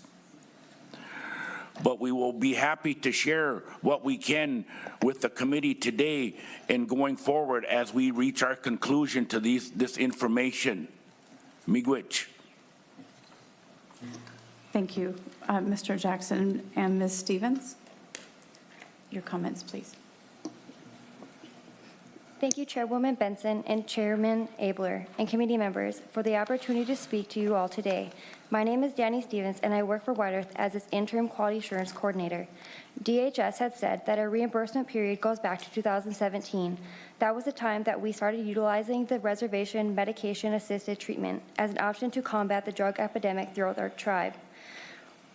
Whiteearth Nation proclaimed a state of emergency regarding the opioid epidemic. With that state of emergency and the heroin epidemic on the rise, the MOMS program was developed in June 2015 to help our pregnant women addicted to opioids. We quickly noticed we needed to add the women's significant other to the program in order to heal the family. During the first year MOMS was open, numerous calls were received from others who did not qualify for MOMS. On April 13, 2016, the MATS program was developed to serve all those additional people struggling with addiction. Since the start of these programs, numerous individuals have turned their lives around. These were individuals who had given up hope of them ever leading productive lives. These individuals in the MOMS and MATS programs have become employed, regained and maintained custody of their children, have been involved in cultural ceremonies, and have become engaged in their communities and family systems. With the support of these programs, these individuals have maintained their sobriety, improved the outcomes of themselves and their families, and are able to support others in their sobriety journey. The potential negative impact that this will have is significant. Paying back the $11.9 million will not only significantly impact the programs and staff, but the Whiteearth Nation as a whole. All the gains that these individuals have made, everything that they fought so hard for and continue to fight to keep every day will be jeopardized. Without these programs, they will lose the structure and support that continues to keep them moving forward strides. The impacts will be far-reaching, including loss of jobs, loss of housing, increased mental health needs, increased security and safety concerns, increased health concerns, and increased child welfare involvement. Our behavioral health director is working closely with our elected officials to ensure that any negative impact from this is minimized as much as possible. Since the creation of the MOM and MAT programs, we have served 481 clients, with 81 successfully graduating between the MOM and MAT programs. Our successes are not only measured by graduates, but by helping their families. The true number of those we help is immeasurable. Just like Mr. Nobles and others said before me, we don't have all of the information. We have several years' worth of information to look at. We need the proper tools in order to effectively process that information to the same degree that DHS did when they investigated this matter. We also have a deadline we are working against. We have all these barriers which we are working to overcome. We have the assistance and support of our reservation business committee, our employees, and our tribal members. Thank you. Thank you, Ms. Stevens, and we'll return to our question list. Senator Nelson Jensen, and then Thank you. Thank you, Madam Chair. Thank you for being here today. I'm hopeful that if you've not already done so, that you would be able to share with us the guidance that you received from DHS about how to account for or how to look at payment for medication pickup versus a full day of treatment in a treatment center. And what's important, I think, for us as legislators to see here is what information did you receive, and when did you receive it, and who did it come from? And that guidance would, if you could share that guidance with us, I don't expect you to do it on the spot here today, but that would be very helpful for us. And also, we understand maybe some of it is conflicting guidance. Maybe something was said here, but something else was said there. I think as much as we could see of that, it would be incredibly helpful. So I would just ask that we get that information. And then just a broader comment. This brings to mind the large number of federal dollars that come to our state and are entrusted to our individual departments, whether it be the health department, education, and yet I often worry about what type of oversight those federal dollars have. And I think as committee chairs, I know this past year I had a hearing on those federal dollars, and I think that's something that we might do, and I believe you did as well, Senator Benson. I think we need to be aware of those federal dollars that are coming to our state and make sure that they are being used properly. So I'll look forward to your further information if you can share that with us at a later time. Thank you. Thank you, Senator Nelson and Ms. Stevens. I think the request was any communication or documentation that the tribes have from DHS would be appreciated for the committee's benefit to the extent you're willing to share those. And so did you have a comment on that? Nothing. Well, I can make a comment on behalf of Leech Lake. You know, a lot of our programs through the tribe that come from the federal government, a lot of our programs are underfunded. They don't meet the needs of our people. We have close to 10,000 members residing on Leech Lake on our enrollment books, and we have the highest percentage living on the reservation is on Leech Lake. And we have a lot of unmet needs, very critical needs.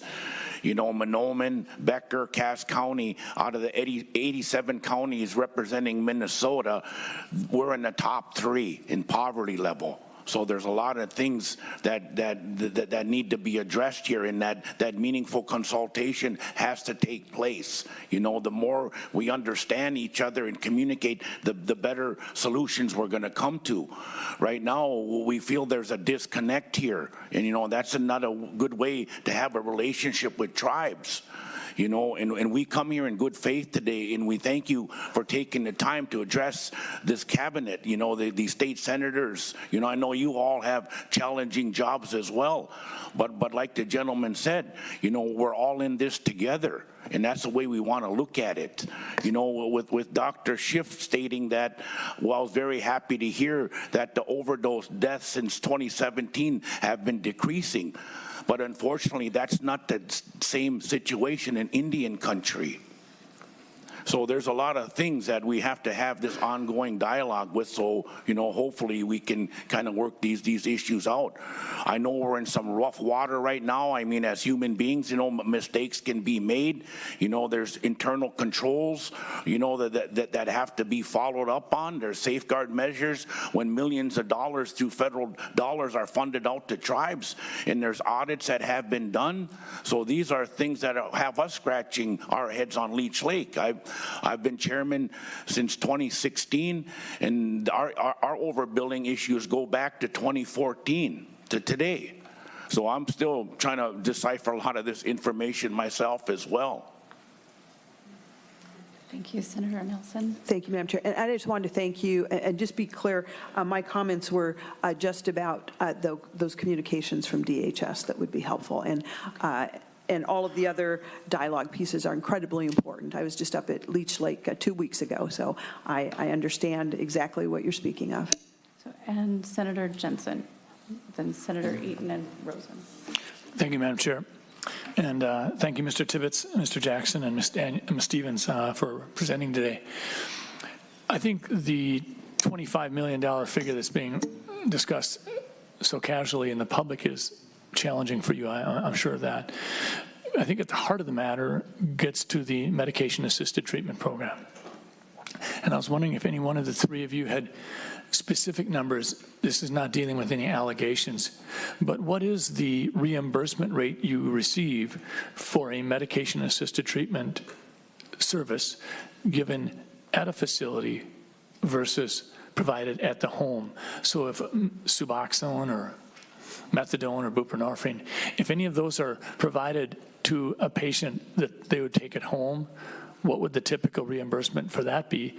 And if they came to a facility that generally would combine some therapy and counseling, what would the payment be there? Because I think that's really the heart of it.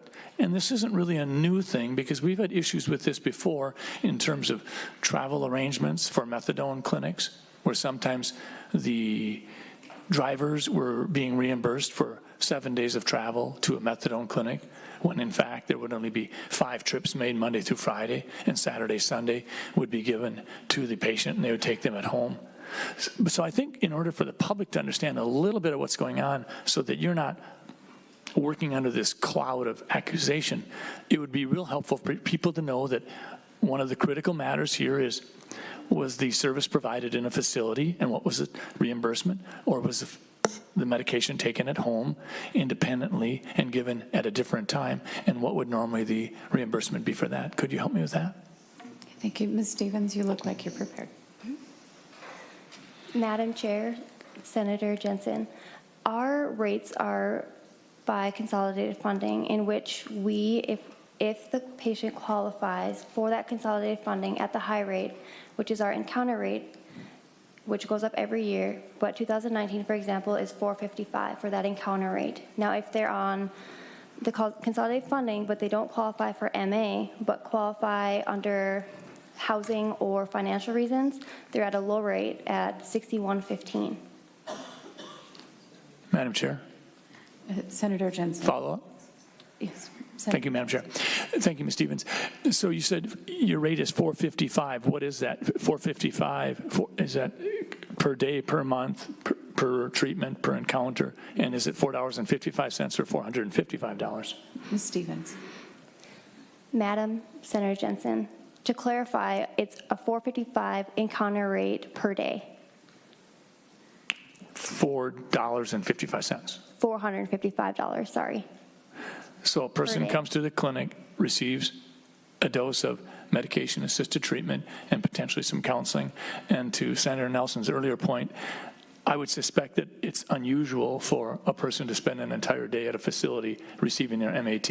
I think it's generally more of a truncated period of time that they actually spend at that facility. So $455 per day to receive the medication and potentially some counseling. And then what would it be? That's what you said. Is that right, Ms. Stevens? If they're on the IHS encounter rate, yes. Thank you. If they're low-rate client, it's $61.15. So the difference could be $455 versus $61. Correct. And we also have people who do not qualify at all and are over income, and we eat the cost. Madam Chair. Senator Jensen. Thank you, Madam Chair.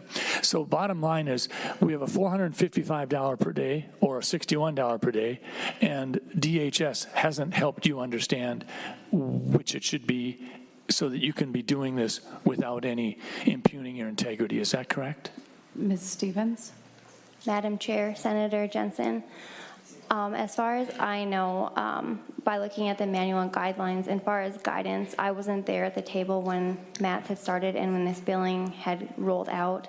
However, there are a lot of gray areas in regards to the manual and in regards to billing. One final question, Madam Chair. Senator Jensen. Thank you, Madam Chair.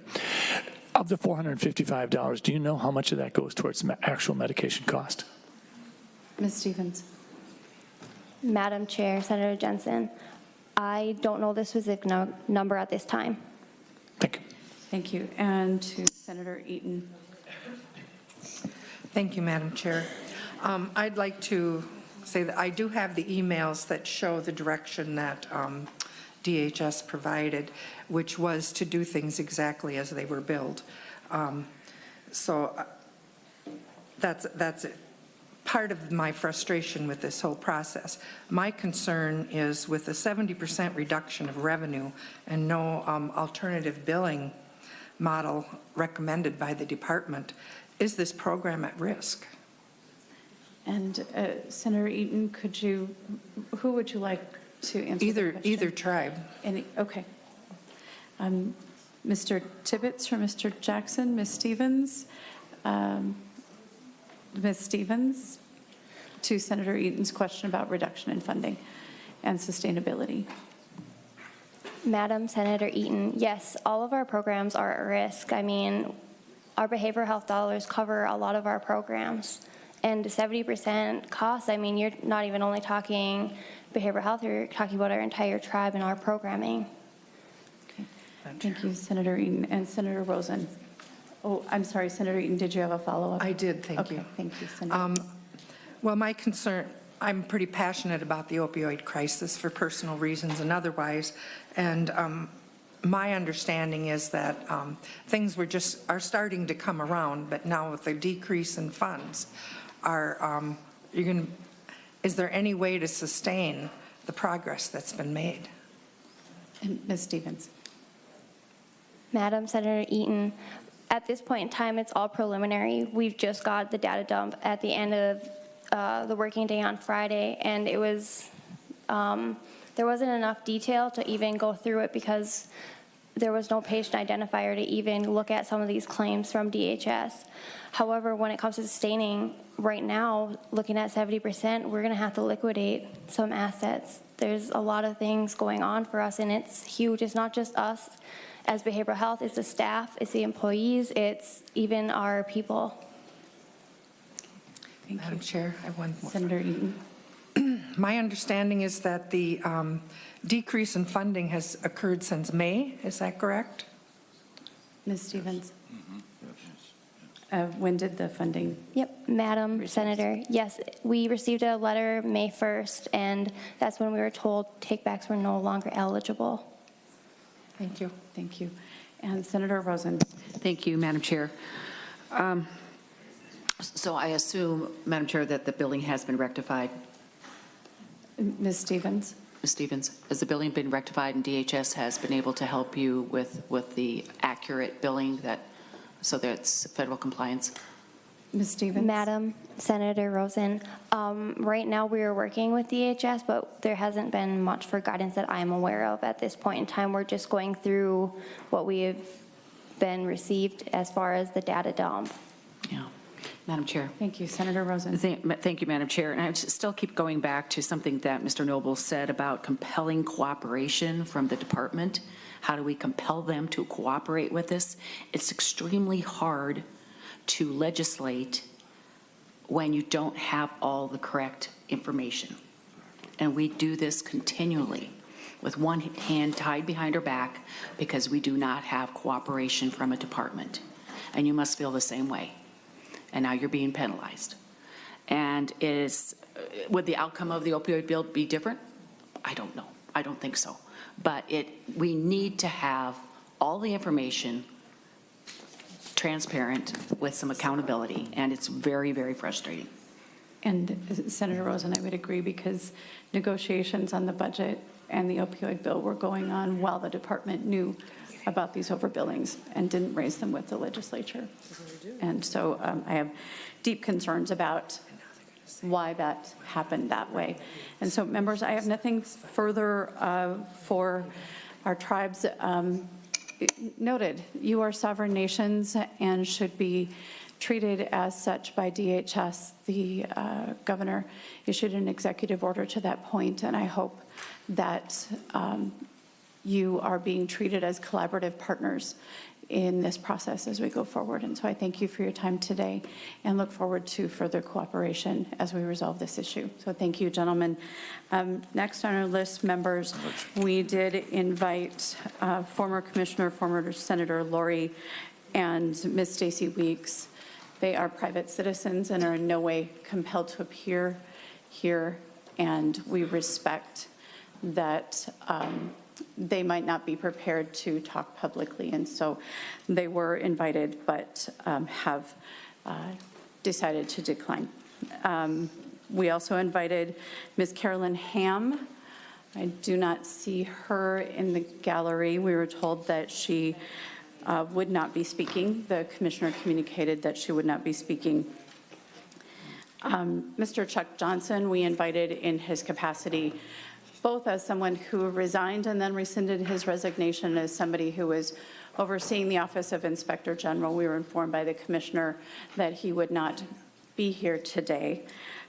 We also invited Ms. Claire Wilson. She is working on a DHS priority, and because she is working on an issue for DHS, she will not be at the committee today.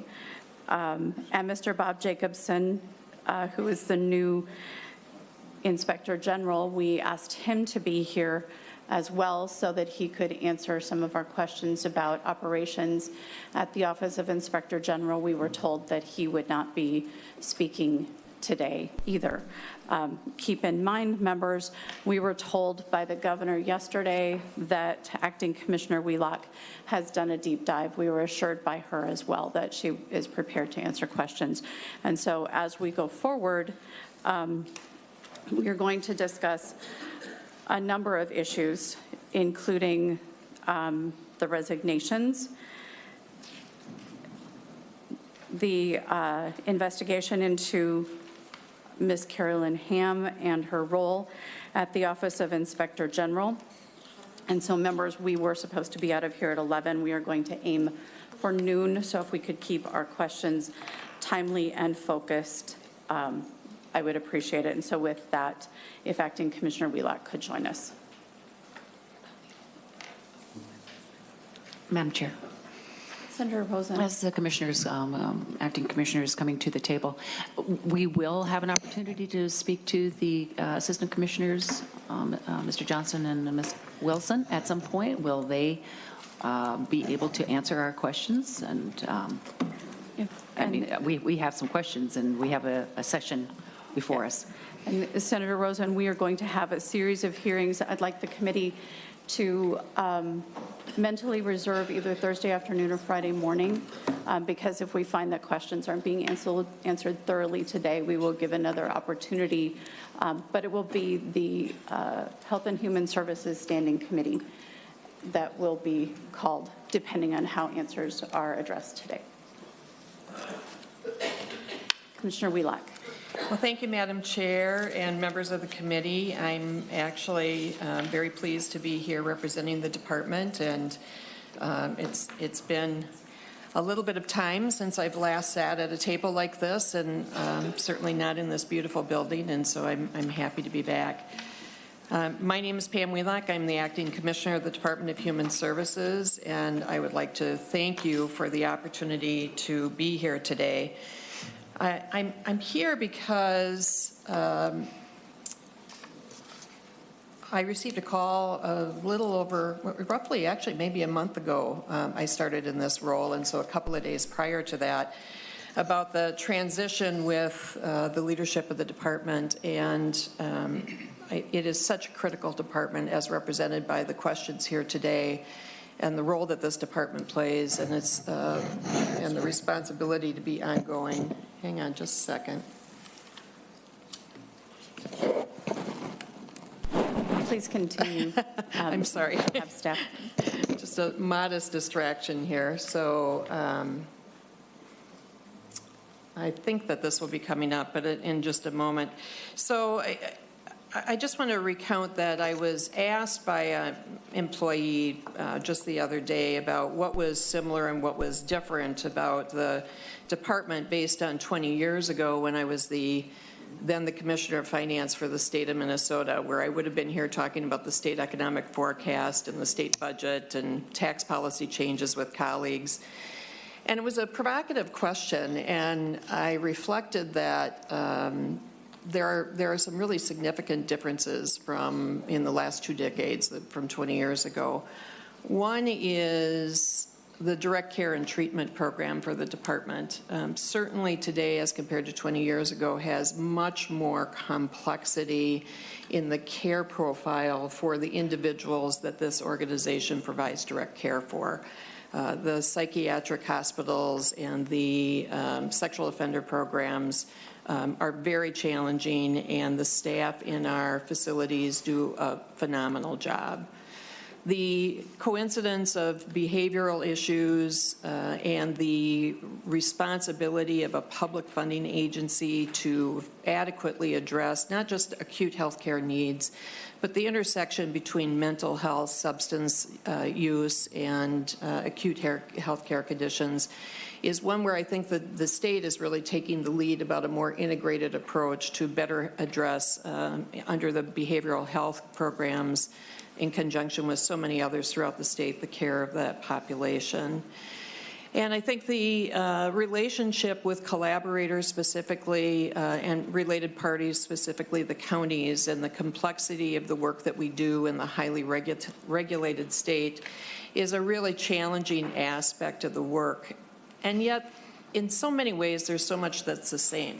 This is a really critical organization that reaches over 1 million lives, roughly 1.2 million lives a year. Almost 1 in every 5 residents of the state of Minnesota in some way benefits from the programs of this agency. And when you think about their extended families, their care providers, their loved ones, the reaches and the impact is so much greater, which creates an even greater responsibility to be mindful of the way in which we're approaching our work and the integrity and the efficiency of the work that we do in this department.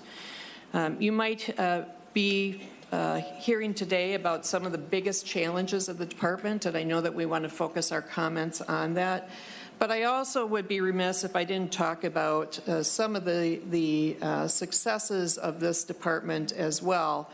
Reforms in cost savings and access to treatment, reforms in the Minnesota state healthcare programs have slowed the overall healthcare spending in the public sector since 2016, underscoring the department's ongoing efforts to manage costs while improving quality and access across the state healthcare programs. And we continue to focus on better oversight of managed care and buying better health by prioritizing outcomes for Minnesotans. In certified behavioral health clinics, we sought and received federal approval to continue this innovative treatment approach, which combines substance use disorder treatment, mental health care, and a range of other services under one roof. You heard about that to some extent earlier today. Requires a high level of coordination between providers, social service agencies, counties, and other key resources, and helps ensure the best results for those receiving care. For children's mental health, we're very excited about the new child and adolescent behavioral health hospital opening in the spring of 2020, and thank you for your support of that investment. This $7.53 million facility, 16-bed hospital, will provide more flexible therapeutic use of space, safer for patients and staff, and will allow us to treat more patients at a time when there's a critical shortage of inpatient psychiatric beds for children in particular. Our school-linked mental health grants will help us identify and address mental health problems in children earlier, with an eye toward getting children the appropriate care before things turn into a crisis. And school innovation grants, last year DHS awarded $4.9 million in authorized funds in mental health grants to intermediate school districts. And of course, this funding will help specialized school districts provide mental health services to children, including those who have experienced trauma.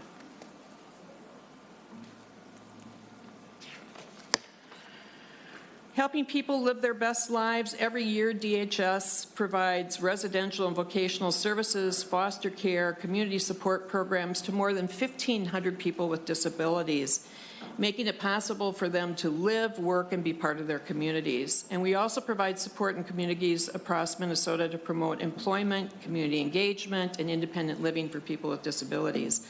Just a couple of highlights: the Disability Services Innovation Grants. We have awarded more than $1.2 million in Disability Services Innovation Grants focused on employment, education, housing, and other concerns for youth and underserved communities. And the website for the hearing impaired, we launched a new website geared toward people with hearing loss. It features captioned videos in American Sign Language and English. This site provides information on common concerns for people with hearing impairments, including assistive technology, communications access, living with hearing loss, and finding support in the community. Employment First Dashboard. We rolled out an award-winning Employment First Dashboard. It was just recognized last week in an award at the Humphrey Institute, which will help make the dream of employment a reality for many more people with disabilities. This new online resource, which was developed by staff, as I said, won the award and will show employment outcomes for people with the dashboard that was created will show employment outcomes for people with disabilities at the state, county, and service provider levels. Comparing these outcomes will provide useful information for individuals making decisions about services to help them find work or be successful in the job. And foster care, as the number of children in the state's foster care system has grown from 11,500 in 2013 to 16,500 in 2018, there's a greater need than ever for foster care parents to provide temporary critical care to children in crisis. DHS is working hard with high-profile recruiting events to make more adults knowledgeable of providing foster care. We're also paying particular attention to recruiting a more diverse pool of foster parents, especially African American and American Indian foster parents. While more than 55% of children and youth in foster care in 2017 were non-white, only 30% of the foster families were non-white. Last year, 58% of foster children leaving care were reunited with their birth parents or legal guardians, while 18% were adopted and about 11% moved in permanently with a relative or other caregiver. Mental health services help foster children. Last year, DHS launched a new mental health program that will help children with high needs to stay with their foster family and out of treatment facilities. That's now available in Minnesota. The Resettlement Programs Office at the Minnesota Department of Human Services works with federal, state, and local agencies to build the well-being of people with refugee status. They have a strong foundation for their new life and achieve self-sufficiency as quickly as possible. We recently honored 9 outstanding refugees for leadership and services to their communities for the state, and the awards recognized youth leaders, entrepreneurs, and civic engagement. Last year, Minnesota welcomed 663 primary arrivals from 19 countries, with approximately 40% of those arrivals being children under 18. The largest number of arrivals came from Burma, Democratic Republic of Congo, Ethiopia, Somalia, and the Ukraine. Resettlement focuses on self-sufficiency through employment to enable people to become contributing members living in strong, welcoming communities. And it provides federally funded services for up to 5 years after their arrival to assist them with employment and medical needs and housing support. Combating hunger, and I'll move through these very quickly. With proper nutrition, children learn more easily, adults work more productively, and seniors are healthier and more apt to maintain their independence. The Supplemental Nutrition Assistance Program, or SNAP, helps people with low incomes buy food, buy plants and seeds to grow food, and in the state fiscal year 2018, more than 416,000 Minnesotans were receiving nutrition assistance through the program every month, down from an average of 453,000 in state fiscal year 2016. With an average monthly benefit in 2018 of $110 per person, and then the state fiscal year 2018, more than $550 million in federal nutrition assistance benefits were paid to the state. Were paid in Minnesota. Commissioner, I just wanted to remind you, we sent a list of the topics that we were interested in, and so far you haven't hit on any of those, and I'm wondering when your presentation is going to get to those. Madam Chair, I'll move to that very quickly. I think now would be a good time. Yeah, I want to address maybe some additional comments about the subject matter of the issues that you have raised, which are directly relevant to the issues of the hearing. I think we could move at your choice. We can do the resignations of commissioners or OIG first. Which would you choose?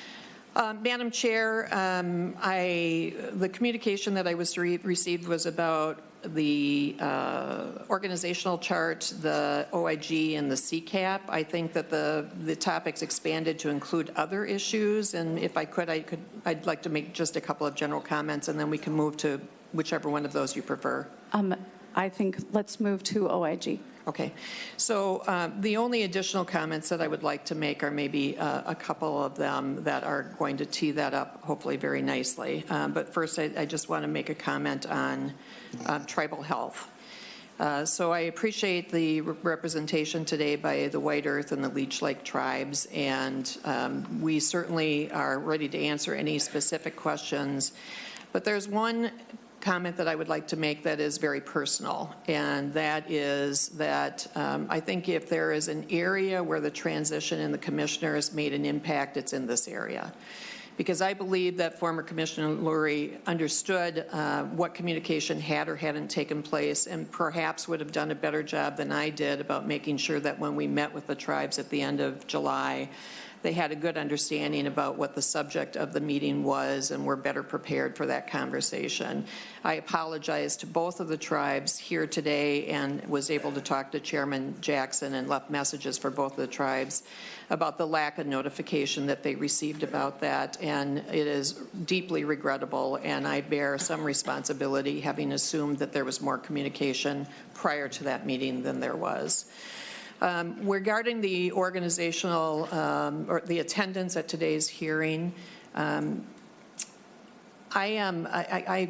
grew my career working in the public sector and started as a legislative assistant for the Senate Finance Committee when Senator Jerry Willett was chair, which some of you may remember that name and at that time period. And I have a great respect for the role of the legislature and particularly the obligation of senior public officials to be available to assist in the deliberations during a legislative session. It is very common for people to understand that they cannot make personal vacation plans, that family members may go on spring break without them.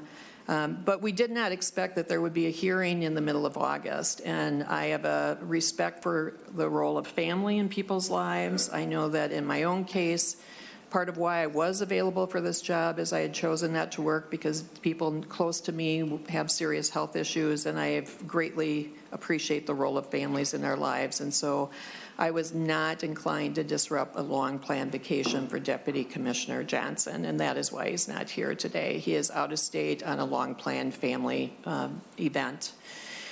And so with the scope of issues that were laid out, I thought that I would be able to address the concerns that you had raised in the format in the letter sufficiently, and particularly given that in some areas there's an active investigation and there's limited information at this point in time that would be available. So, Madam Chair, if you would, I'm not sure if you want me to respond to the specific questions that were raised or if you have questions about the responses. Let's move to the Office of Inspector General. There's a dispute as to when that investigation started. Can you tell me the day the investigation started? Well, I think there was an internal investigation that resulted in the office of the Inspector General being placed on leave, and there was also the investigations or the audits that were conducted by the Office of the Legislative Auditors. Subsequent to that, there was a desire to better resolve the status of that employee's position. There was an active complaint for the OIG, and so there was a intention to move forward with an external investigation. What would be typically the case, and I'll talk about this in more general terms, is there is a master procurement list for that is held by MMB. However, as you can imagine, you would want to look at any master list to determine whether there was both availability, any conflict of interest that would preclude you from using one of the vendors, and if that were the case, you would probably issue your own RFP and go through the same process of evaluation after the 21-day period for the posting for the RFP and before entering into a contract. And so I guess bigger question is, people want to know why this took so long, why somebody was getting paid when they weren't actually doing their job. And frankly, nobody's been able to tell us why you needed to go to an outside contractor. I would think in the private sector, having a cloud like this hanging over an employee's head would be very disrespectful to that employee. And so I can see we're not going to get a lot of clarity on that. Can you tell me how many formal complaints were filed against Ms. Ham? Madam Chair, I actually don't know the answer to that. I know that we are investigating one open complaint to the OIG office. So there is at least one open complaint. Thank you. And when do you expect that her review will be completed? Madam Chair, I think as you can appreciate from the prior testimony that active employees have rights and safeguards about due process, and so after the completion and the receipt of the investigation, we will determine what the appropriate course of action will be in the agency. My hope would be that would be sooner rather than later, and I have reason to believe it would be. But she, Commissioner, her position has been filled by someone else, and she's been moved to another place in DHS. So I'm not sure how you could reinstate her without firing the most recent hire. So, thank you, Madam Chair. Just let me just kind of make a little correction and try to get as much accurate information out there. So, Carolyn Ham is on paid leave from the Office of Inspector General. She has been reassigned to a non-supervisory role in the General Counsel's office, providing support for direct care and treatment aspects of the agency work.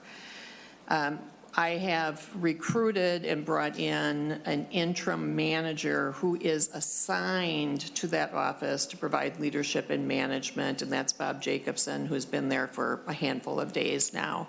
He's really charged with moving the work of that unit forward, moving forward the continuous improvement work, providing support and leadership for the managers in that area until we can resolve what is the status of more permanent decision. He is a at-will and pleasure employee assigned to that area. He is not intended to be the ongoing or permanent Inspector General. Okay, thank you, Commissioner. Who is the firm that is contracted? I'm not sure that I believe that is not public information, given that it is an ongoing investigation. If you have a signed contract, I believe as part of the investigation. So until there's a resolution on the employment, if there is a disciplinary action, then the information that is related to that discipline becomes public at that time. So we will be looking for the name of that vendor, and we will reach out to see if that information is public. And Madam Chair, I would just add, I believe that we had suggested that maybe someone with data practices expertise from the Department Administration be in attendance today. I don't know the staff personally from that agency, but if there are questions or clarifications you need, hopefully someone here is available to answer that. We will be requesting clarification. Members, further questions? Madam Chair, can I piggyback on top of your question? Senator Jensen. I apologize for interrupting, but my question is right on top of yours. The dollars that Ms. Ham is receiving right now, will that be subtracted from some X amount later on, or how does that work in your department? Because I know in the private sector, sometimes when a termination is agreed upon, then there's some severance pay or there's some agreed upon allocation. The dollars she's receiving now for not doing her job, how does that get allocated into this process? Madam Chair, Senator Jensen, she is actually has been continuing to receive pay. She was on leave as a paid employee. She was still receiving pay, and now she is continues to earn that salary, but has been assigned to a temporary position. So thank you, Madam Chair. So she is paid for a job at this level, but her present work might be at this level in terms of pay. Is that correct? That is correct, because she is on leave while there's an investigation. Just a reminder to the gallery, we do not. The gallery is paying for Carolyn Ham's salary. The reminder to the gallery, we do not have demonstrations. It's important for us to continue the testimony. So, Commissioner, I apologize, I did interrupt you, but she is being paid the higher salary for the lower position. Is that correct? She is continuing to receive the pay of the position and that she is on leave from. Okay. Thank you. Next, Senator Abler. Thank you, Madam Chair, and thanks. Is it interim commissioner? I was calling you acting commissioner, whatever it is. But anyway, it's a job that I think September 3rd can't come soon enough for you. But I appreciate you stepping in to a most challenging role, and I appreciate you reaching out to me early. And I think I was your first visit, and that was very kind of you, and I enjoyed our 23 minutes together. And in that time, I talked to you. It felt like so much longer, Senator. Yeah. I was saving every moment. That's good. Yeah, fair enough. I won't even reply. Anyway, so we had a good dialogue, and during that time, I think we just we've known each other for quite a while, and so I encouraged you to be a fixer and not just a maintainer, and we had that chat. And on the way out the door, I showed you this, which was what I call the sum total of all the OIG and investigation information I'd received from your department, and you said, yeah, we can do better than that. Well, I'm not trying to be coy here, and I had another thing I was going to show you, but I won't. And we talked then, and you said on Almanac, and you said various times, looking forward, we need to look forward and not look back. And I understand why you might want to say that. And seniors and older adults supporting and protecting, I'm all in. I appreciate the people from Burma coming here and all the things they're doing and the ways your new employees are helping people and helping child care and all that. And so, but I just wanted to ask you kind of a question. And so I've become aware of a product. And this product is amazing, and it's increased efficiency. It was touted as being very reliable. It saves fuel. It's a customer dream, they were saying. It's got bigger, better engines, bigger windows, and 8% lower operating costs. And there's 387 of those in operation, and only 2 have crashed. That's the 370. That's the 737 MAX 8. And I want to point out that that's 99.5% of the airplanes still can fly. And that's remarkable efficiency, 99.5%. I would not fly on a 737 MAX 8. And I would want to find out what on earth happened with this matter where just only 2 out of 387. And I'm not going to impugn the flight attendants or the baggage handlers or the pilots. You know, they didn't even tell the pilots that you need the MCOS thing to lower the nose because the engines were mounted more forward, and which it can take off like on a dime. It's amazing. And so I am a fan of you. I'm a fan of your governor. I'm a huge fan of the people that work at DHS. And I am committed to 1.1 million people. And when Miss Faith Bernstein sat here, and Dr. Schiff and others, this is not the hearing I wanted to have. I want a hearing about how do we help people with disabilities become independent and thrive. And so what we got, well, this is what you're allowed to tell us today. Almost, and so we have to look forward, but we have to look back. And if we do not look back at what happened to the Faith Bernsteins and the chilling effect that even having some ideas can have, I'm really worried. And so I could ask questions for the next 2 hours about matters that are on my mind. But I trust you, and you have 3 weeks left.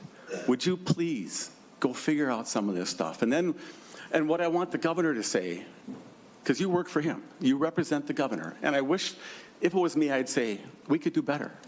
We didn't mean bad things. We love our people. We love the 1.1 million. We're not going to just do public relations. We're going to find a way to actually serve 1.1 million people better and get those who can off the system, independent, thriving. And those who need us, we're going to help them in our best possible way. So you can reply or whatever, but that's probably my final comment for the day. So. Well, and Senator Abler, Madam Chair, Senator Abler, I respect the heartfelt nature of those comments, and I believe that in the sincerity about the commitment for the people that this department is intended to improve their lives and the partnerships that we engage in to do that.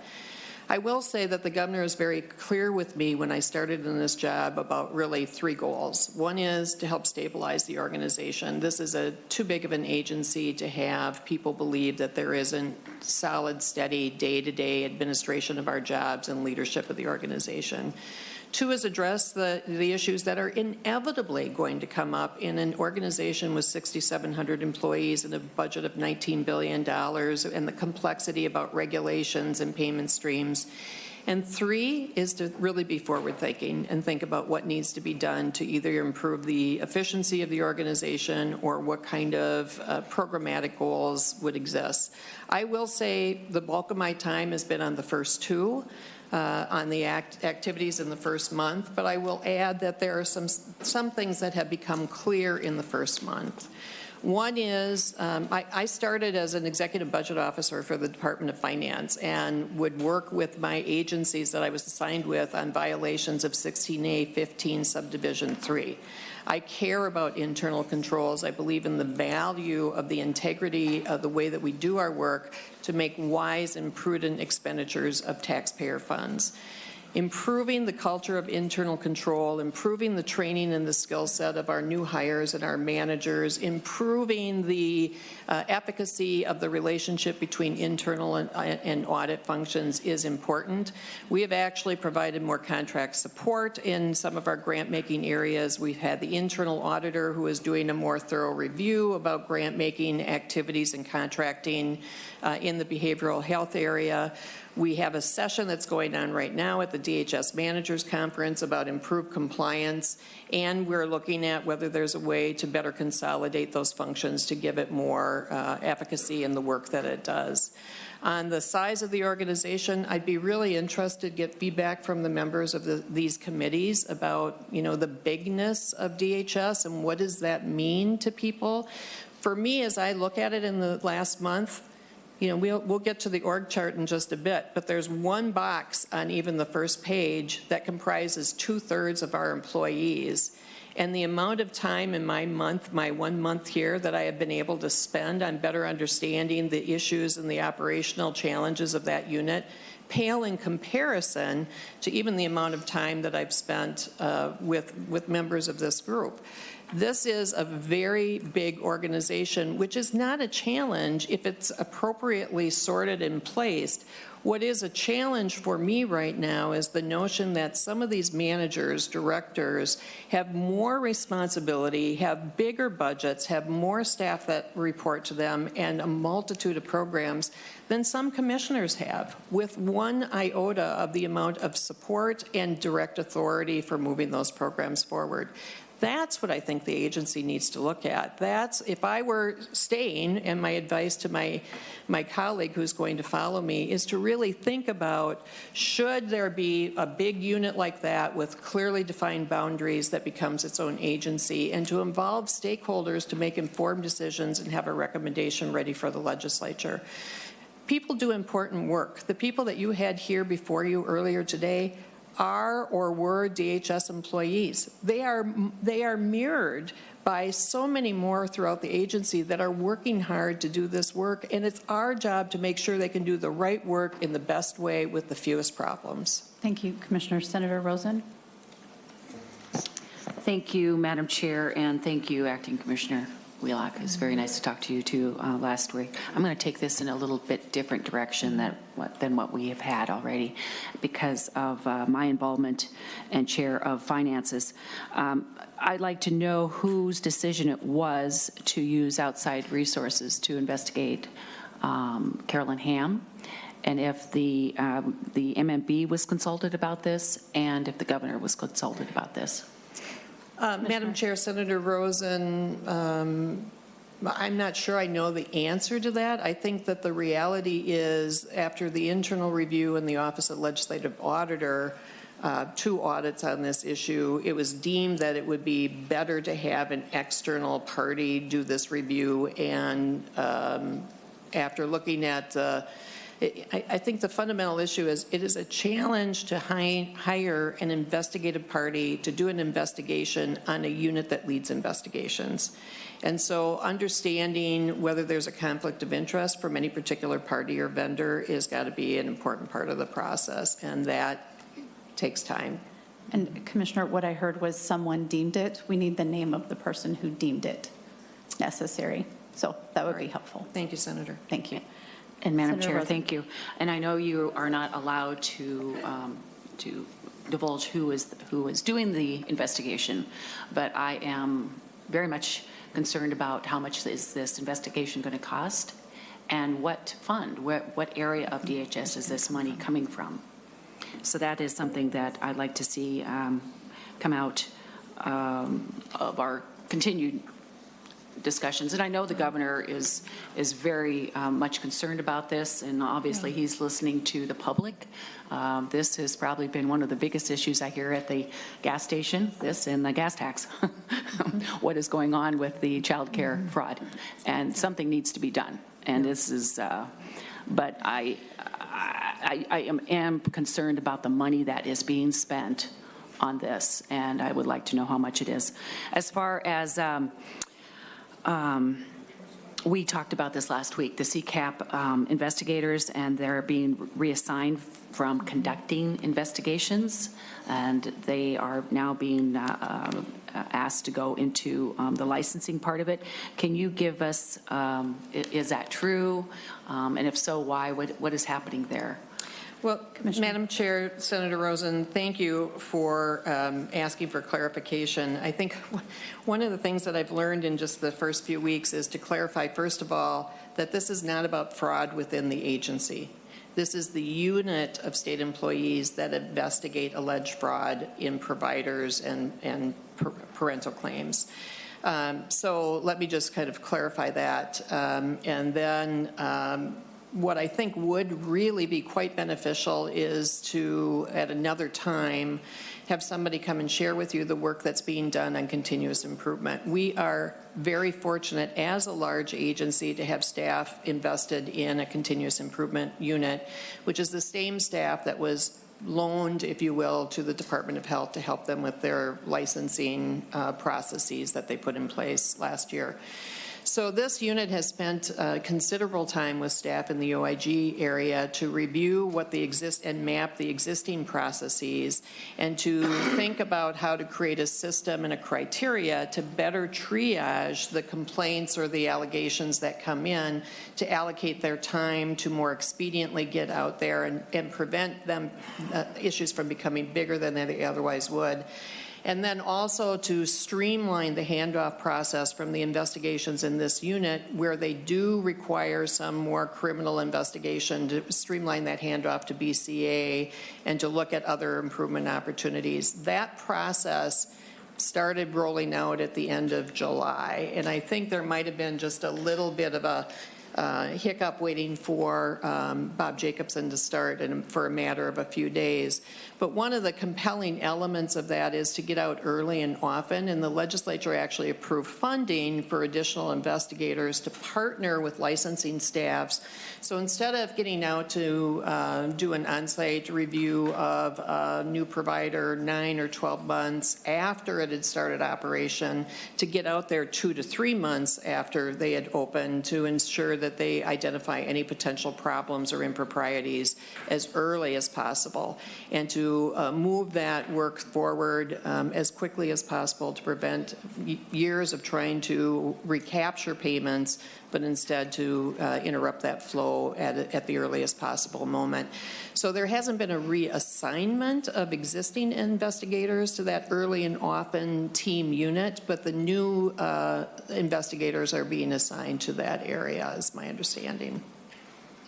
Thank you, Madam Chair. And Assistant Commissioner, that is a little bit troubling, because it was obvious that investigators were what were funded and required by not only OLA report, but also the people that are in the field, that we need more investigators. And now they're being reassigned to licensing. Is that how I understood that? And if you could answer the question, are there any CCAP investigators that have quit, and how many open positions are there? Madam Chair, Senator Rosen, you know, they're not being assigned to the licensing area. This is a collaborative effort between the licensing staff and the investigators, the investigative unit. So it is joint work that's being conducted in collaboration. I'm not sure, we have vacancies, obviously we have turnover all the time. I'm not sure what the actual vacancy count is right now, but we can respond in writing to you later this week. And Madam Chair, a question for you, if you don't mind. Obviously, this is going to take some more attention, and I don't know what your timeline is on that, but perhaps there could be some more questions that we could direct to the commissioner that she could answer before she comes before the table again. Committee. Thank you, Senator Rosen. We do want to look into the OIG specifically. We will make it when Mr. Jacobson is available, when we have some information from the Office of the Legislative Auditor. But I think getting your questions together and directing them to the commissioner so we can have written responses and know who else should be in the room at the time would be very helpful. And members, in about 3 minutes, we're going to move to the overpayment because that is a serious financial issue. So we have Senator Ralph, Senator Matthews, and Senator Hoffman. And then we are moving to the overpayment. And members, I appreciate so much that you stayed an extra hour to do this. So Senator Ralph. Thank you, Madam Chair. Ms. Wheelock, I've got an observation, and this just comes from having talked to people in my district and around in the newspapers, and all of the conversation seems to lead to the idea that there's everybody saying what's going on at DHS, that there's an impression that there's total chaos, that people are leaving, that there are people that are dissatisfied with their jobs. There's a lot of good people doing a lot of good work. Frankly, I wouldn't have stepped into the job that you just stepped into. I think you took at great risk a very difficult step, and hopefully you've been able to move some things along. But I have a couple of specific questions. The two major resignations, that was, I believe, Mr. Johnson and Ms. Wilson.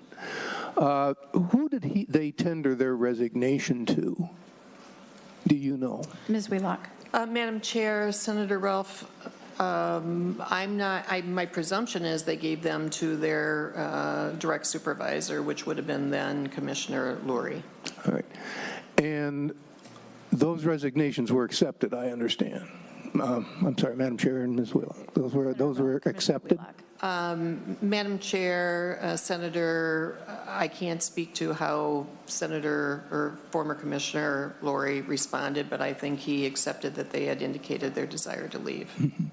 And so at that point in time, they were no longer, I'm sorry, Madam Chair and Ms. Wheelock, they were no longer employees of the department, correct?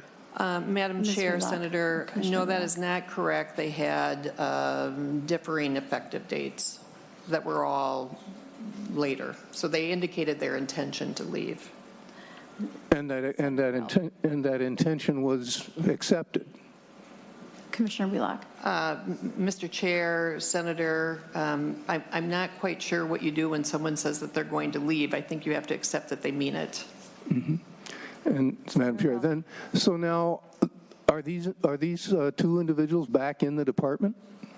Commissioner Wheelock. Madam Chair, Senator, when I got the call on Sunday and accepted the invitation from the governor to help us with this agency, I met on Monday afternoon with all the senior leaders and indicated on my first day on Tuesday I would meet with all the direct reports to the commissioner, which I did, which would have been the two deputy commissioners and the chief of staff, and talk with them about their intent and interest and willingness in helping me move the work of the agency forward.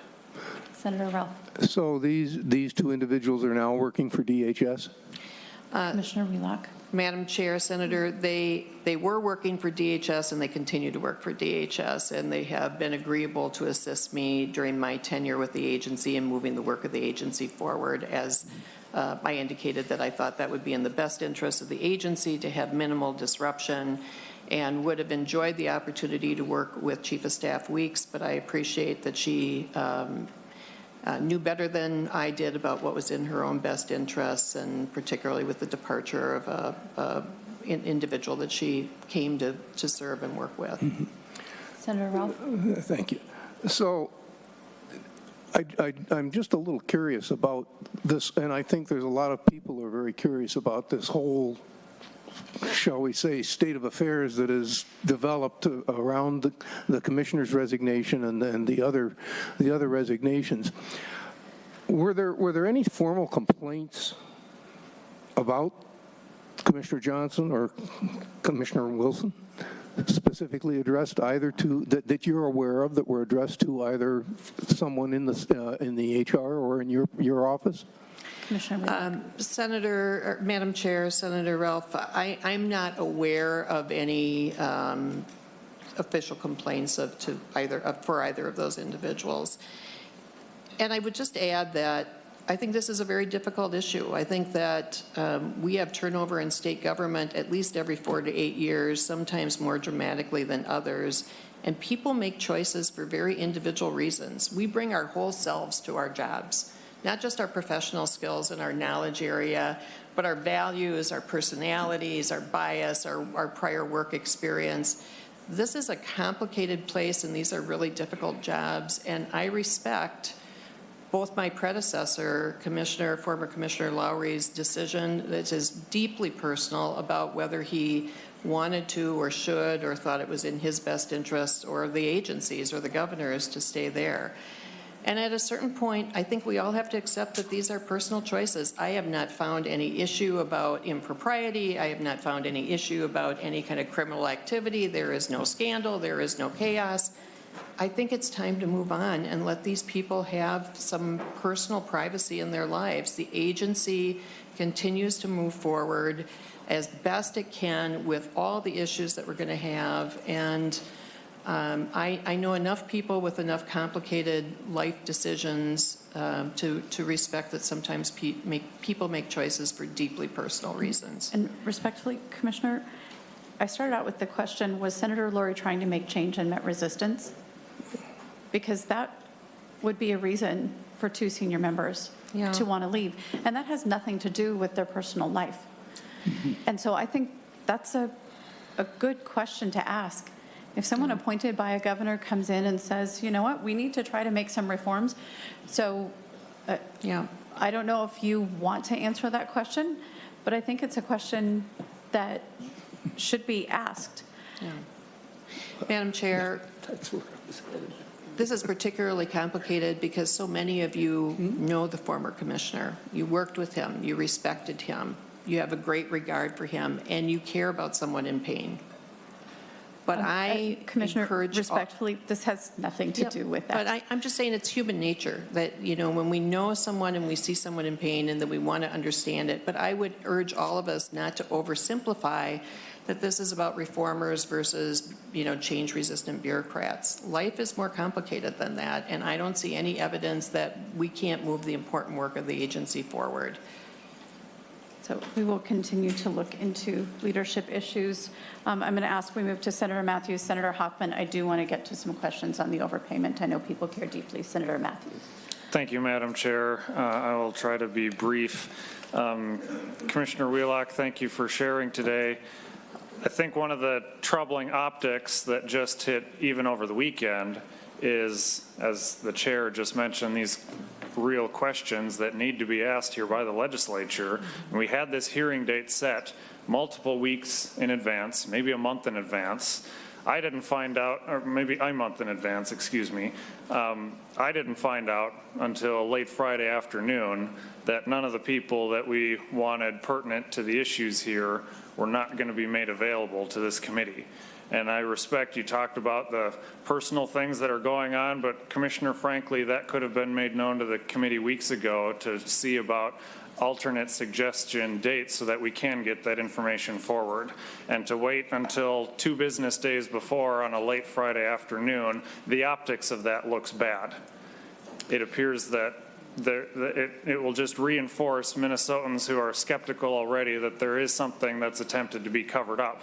So the question needs to be asked if these people will be made available to sometime in the future, because I know these chairs are interested in getting to solutions with that and need to know if that will be the case. And as I mentioned earlier, of all the stories that were coming out, I think the story about your employee who was reassigned after highlighting things that were not being done according to statutes, probably the worst example that I've been paying attention to here for the past few weeks, it raises the question, are the agency in the business of deciding which statutes they're choosing to follow and which ones they're choosing to ignore? If that's happening a lot, that is very troubling, and that needs to be brought to our attention. And I see either that you have, either there's some wrongdoing by the employee that will need to be decided and then figure out how that will be remedied moving forward, or you assert that your employee here who testified today was correct and the situation from the agency side needs to be remedied. So I'd like to know if you can give an assurance that one of those two solutions are going to be followed, and if your employee was correct in her interpretation of the law and the agency was in the wrongdoing, if you can assure this committee that there's going to be no repercussions to the job performance of people like that who need to point out when things are not done to statute. So, Madam Chair, Senator Matthews, starting first with the invitations, I respect the two chairs' need to collaborate and to talk through what the scope of this hearing is. I will say, really, the chair was very responsive about providing a list that was around the organizational structure and OIG and CCAP. And I felt comfortable based on what I knew about those issues about being able to respond appropriately. Invitations to the other senior leaders were received on Wednesday at noon, and Deputy Commissioner Johnson's last day in the office before his long-planned vacation was Thursday. And so we notified the chairs on Friday that I would be the only person responding on behalf of the department. I'm sure that there will be plenty of opportunities moving forward to ensure that you have access to the appropriate staff in the agency to talk about the appropriate work of the agency. On the other issue, I would say, Faye Bernstein raises some really critical issues and has a history of doing the job that she was hired to do in a competent fashion. And it's almost a success story in some ways about being able to elevate those concerns. And they are brought to my attention, and I am taking complete ownership of moving that work forward, and we're talking about some methodologies that are being implemented already. She was not reassigned. The only reassigned employee that we've been talking about is Carolyn Ham. So there's no reassignment. She's still working in the same role and the same agency. We have big programs with a lot of compliance and regulatory responsibilities. We have iPad mouses and magnets. We have an ethics office. We have an internal audit. We have a compliance officer.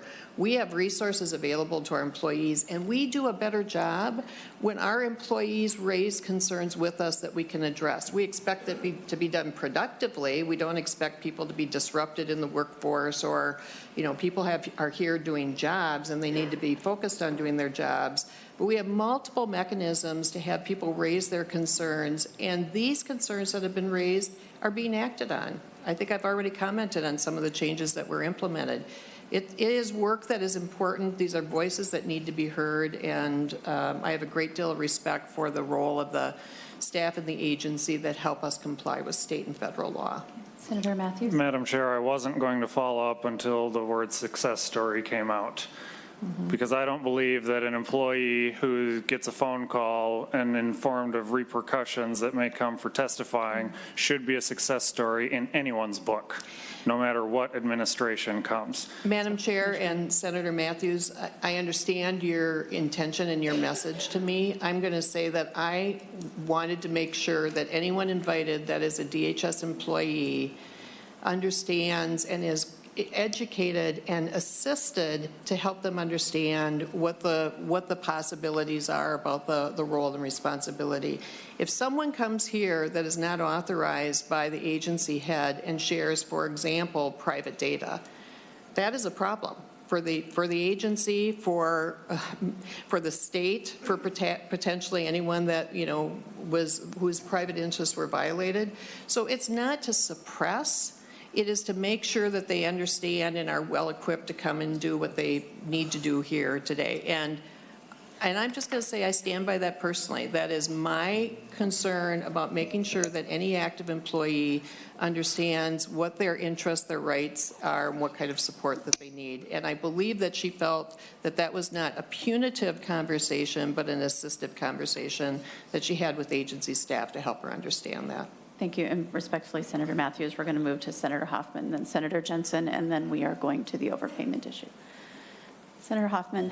Thank you, Madam Chair, and thank you, Commissioner Wheelock, for coming in, and thank you for stepping up and helping sort out a very fragmented and big agency.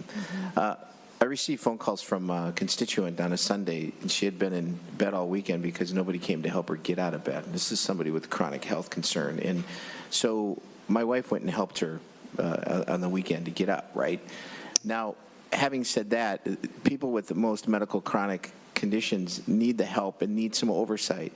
And so having Dr. Jeff Schiff no longer part of this huge oversight, which absolutely still blows my mind why an administration, and not your administration, but previous to yours, would just dismiss somebody who's got the national recognition and the ability to not only save the state money, but to save lives. And so what are you doing to assure that that department that oversees that medical Medicaid approach to the state of Minnesota is going to be stable, it's going to be concrete, and it's going to have some people that are going to be like Dr. Schiff, or bring Jeff back? I mean, help me understand how you're organizing that, because that's important to what we're talking about today. Thank you. Commissioner Wheelock to the Thank you, medical director. Madam Chair, Senator Hoffman, well, first of all, I will be meeting with Dr. Schiff, and so we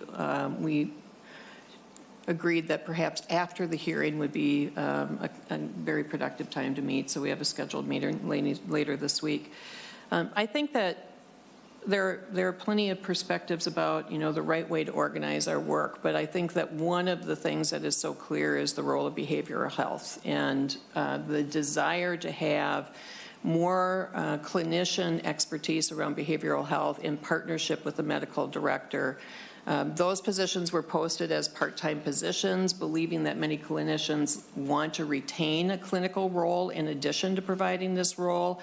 I have told the assistant commissioner in that area, if it is conducive to getting the expertise we need and better recruit the talent that we need for those roles, that one or the other I would consider as full-time potentials as well. So they are in the recruitment process for that. I think the harder question is really, what the role and the scope is around deciding policy versus advising on policy or protocol. I think this is more complex than it sounds in some cases. Senator Hayden was asking the question earlier about LARC, and I know that, one of the DHS employees was shared with us that her OB suggested she not have the IUD inserted at the time of delivery, but come back at least 6 weeks later for that to occur. And I think this is the challenge about if we had confidence that they were going to come back, after the delivery into postpartum clinical care. But it's a complicated question with a population that sometimes doesn't access or can't avail themselves of prenatal consultation. Doesn't come back postpartum and may have issues about language barriers. And so I think the notion of what does consent look like in the moment of delivery is a complicated one. And it's not just about medical efficiency. It's a more holistic look at how do we ensure that a individual is really well informed and makes a knowledgeable consent. There is a role for that clinical expertise, and it needs to be incorporated in our work. But we do have multiple advisory committees that have physicians on them. We are recruiting for at least 2 half-time, if not 1 or more full-time positions to provide the expertise. And I'll be meeting with Dr. Schiff and subsequently the healthcare administration staff. Thank you. Senator Jensen. Thank you, Madam Chair, and thank you, Commissioner Wheelock, for presenting today. I just wanted to share a comment why I found Senator Rosen and Senator Benson's comments and concerns so compelling. Yes, there are many relationships on this panel with Senator Lori and Commissioner Lori. That's true, to be sure. But I think what we're getting at really has very little to do with individuals, and it has more to do with what Senator Benson said, where if indeed a governor-appointed commissioner comes in and identifies, after having been in the trenches with us on this committee for years, and identifies the need for change and understands the purpose of the Blue Ribbon Panel and the challenges of the late-night budget sessions that have gone on for the preceding 4 years. And then there could potentially be some, if you will, let's talk about the elephant in the room. If there's a mutiny within, because this is uncomfortable, and then the end result is that the commissioner leaves, the governor-appointed commissioner leaves, then what does the culture look for? What will that look like in the future, and how will that be established, that culture of reform and change? And how will we have accountability of the department determined? And how will individual performance be determined and measured? And what metrics will be used? So I keep coming back to the word, over the last couple weeks, I keep thinking about the word CAP, because it's all for me about culture, accountability, and performance. And I think that's what Senator Benson was getting at, was we had a commissioner that came from within, went through an arduous vetting process, and then we see within a 6-week period a virtual chaos. And we're concerned about the future because that's what we're charged with. So I think that's why Senator Rosen and Senator Benson's comments and questions are so compelling. And I know you take them to heart. Thank you. Thank you. Senator Rosen. Thank you, Madam Chair. I really appreciate this. I know that it was Senator Jensen was the last one. But Acting Commissioner Wheelock, when is this report on the OIG supposed to be complete on Carolyn Ham? When do you expect the results back? Madam Chair, Senator Rosen, I think it really depends on the access and the speed with which the investigators can complete their interviews and deliver the report. I expect it to be within the next, I don't know, 2 to 6 weeks, but I don't know the answer to that. Okay. And Madam Chair. Senator Rosen. Thank you, Madam Chair. I would assume that this report not only would go to the commissioner, to the governor, but to the legislature and to you and Senator Abler and to this committee for our review on that. And I would hope that the CCAP investigators, when this report comes back, are allowed to testify with immunity. That is my hope from this hearing. Okay. Senator Rosen, that is noted. And if it is a personnel matter, I will ask that the legislative auditor review it and give us the information that can be public or that can be useful in helping us make decisions. But I would like to see the CCAP issue revisited and go into the deep dive that you are interested in.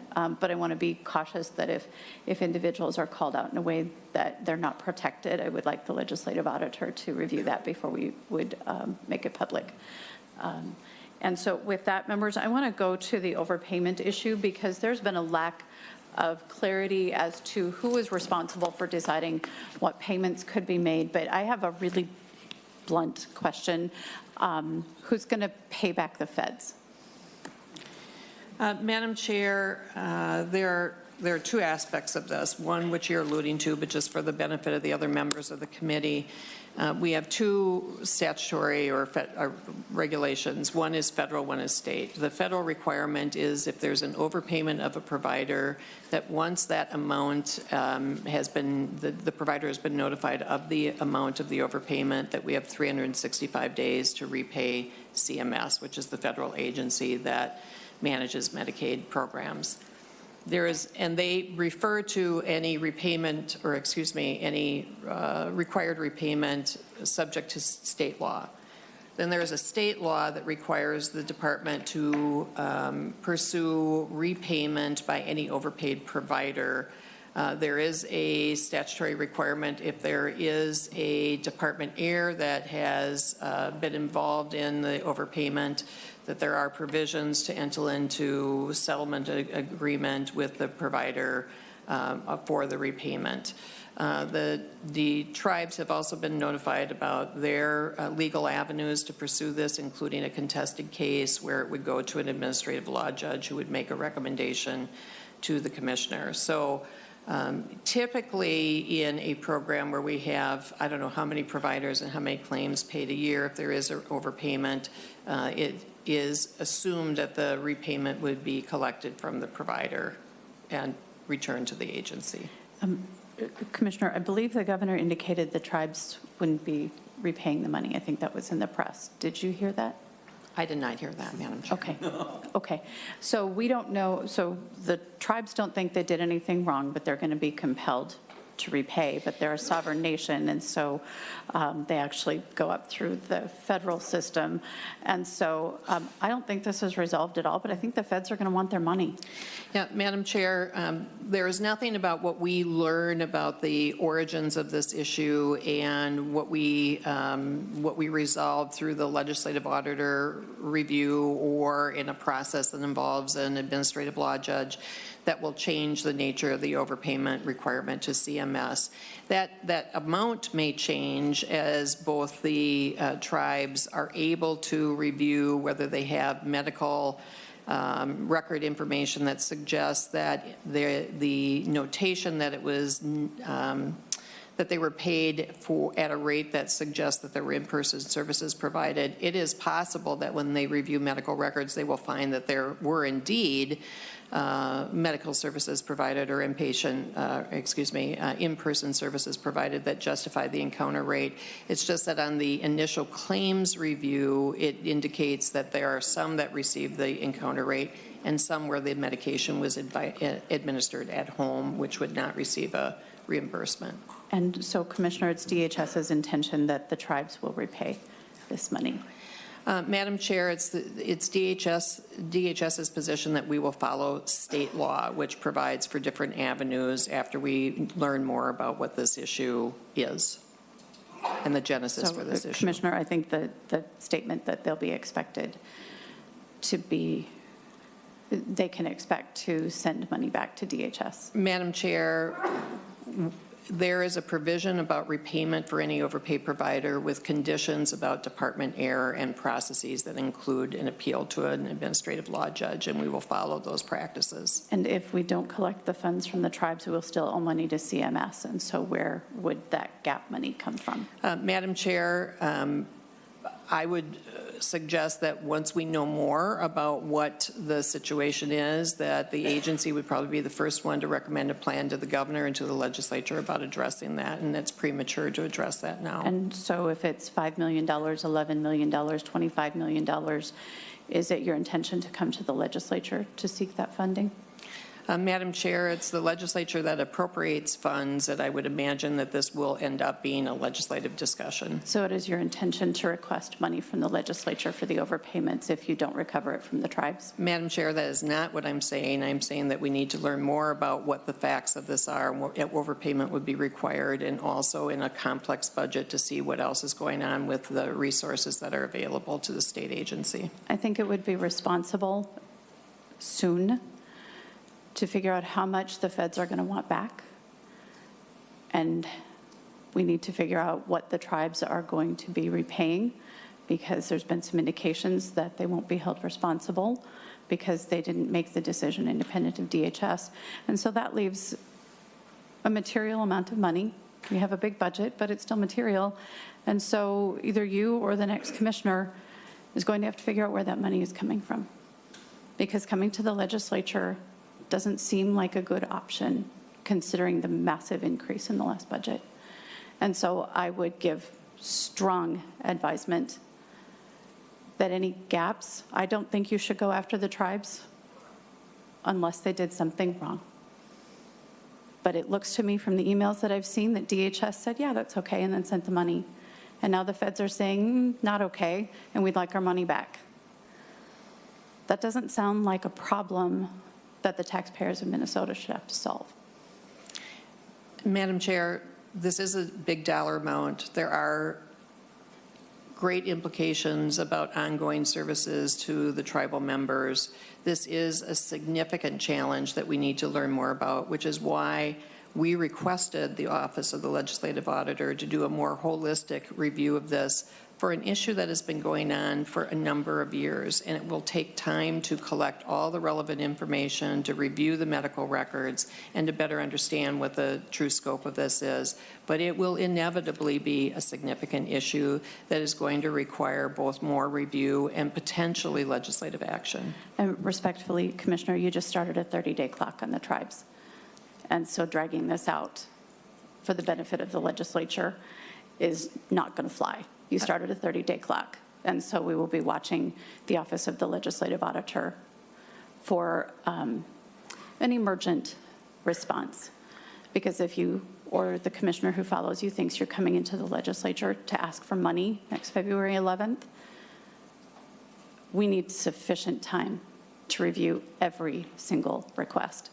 And we will be requiring recommendations from the department as to cuts you'll be making to offset the judgment that was made that resulted in these overpayments. Madam Chair, you have been very clear with your direction.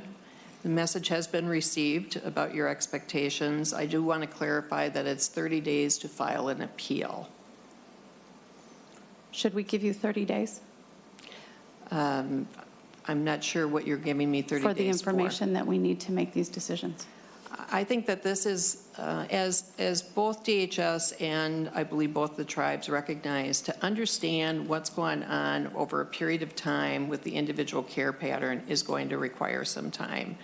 And for the OLA to finish the work around the investigation is going to require some time. And I know that what you want most is to make an informed decision. And so I would request that we give these entities the time to actually provide better, more complete information to you, to the governor, and to the DHS staff and the tribes. Senator Aki. Thank you, Madam Chair, and thank you, Commissioner Wheelock. But we're talking about two tribes. We've got a large number of tribes in the state. Have these two been just treated differently all on their own, or are we going to have more of this? Has DHS treated all the tribes the same, and these are the first two that have been brought to our attention? Madam Chair, Senator, there's no information that suggests this is extended beyond these two tribes, and for the two tribes it's been for similar but differing periods of time, one from 2017 moving forward and one from 2014 moving forward.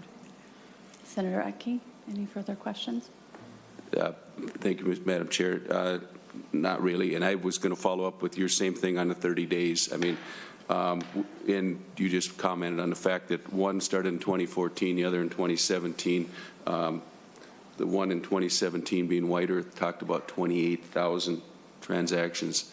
30 days is ridiculous. I mean, I understand the statute says that, but due to the size of this, DHS has got to be adding in a dose of common sense and working with them to help them through this, because that's a monster to take on all at once. Madam Chair, Senator, we've certainly offered to do this collaboratively and will be assisting them. They do not, my understanding from General Counsel at DHS is they do not have to have resolved every single one of those claims to proceed with an appeal. That's not the intent. Thank you. Senator Rosen, I do have a question for you. You submitted a data practices request to MMB regarding the contract. Have you heard anything? Thank you, Madam Chair. No, I have not heard anything at this point. Because I believe those were sent July 18th, so we're approaching 30 days on a request, and the request was pretty basic about the dates investigations were started, et cetera. So Senator Rosen, could you comment? Thank you, Madam Chair. I will be making some phone calls this afternoon, and I will have further confirmation for you by the end of the week. Because we are rapidly approaching 30 days on these. Thank you. So, members, any further questions as to tribal repayment? Okay, and Commissioner, I appreciate that you took the most thankless job in the state of Minnesota today. I appreciate it more than you can possibly understand. With respect to Senator Laurie, I respect him as a colleague, but I also believe that he went in with all good intention, and so the questions about him were in no way to protect him. The people who sat on this committee know that I was as tough on Senator Laurie as anybody.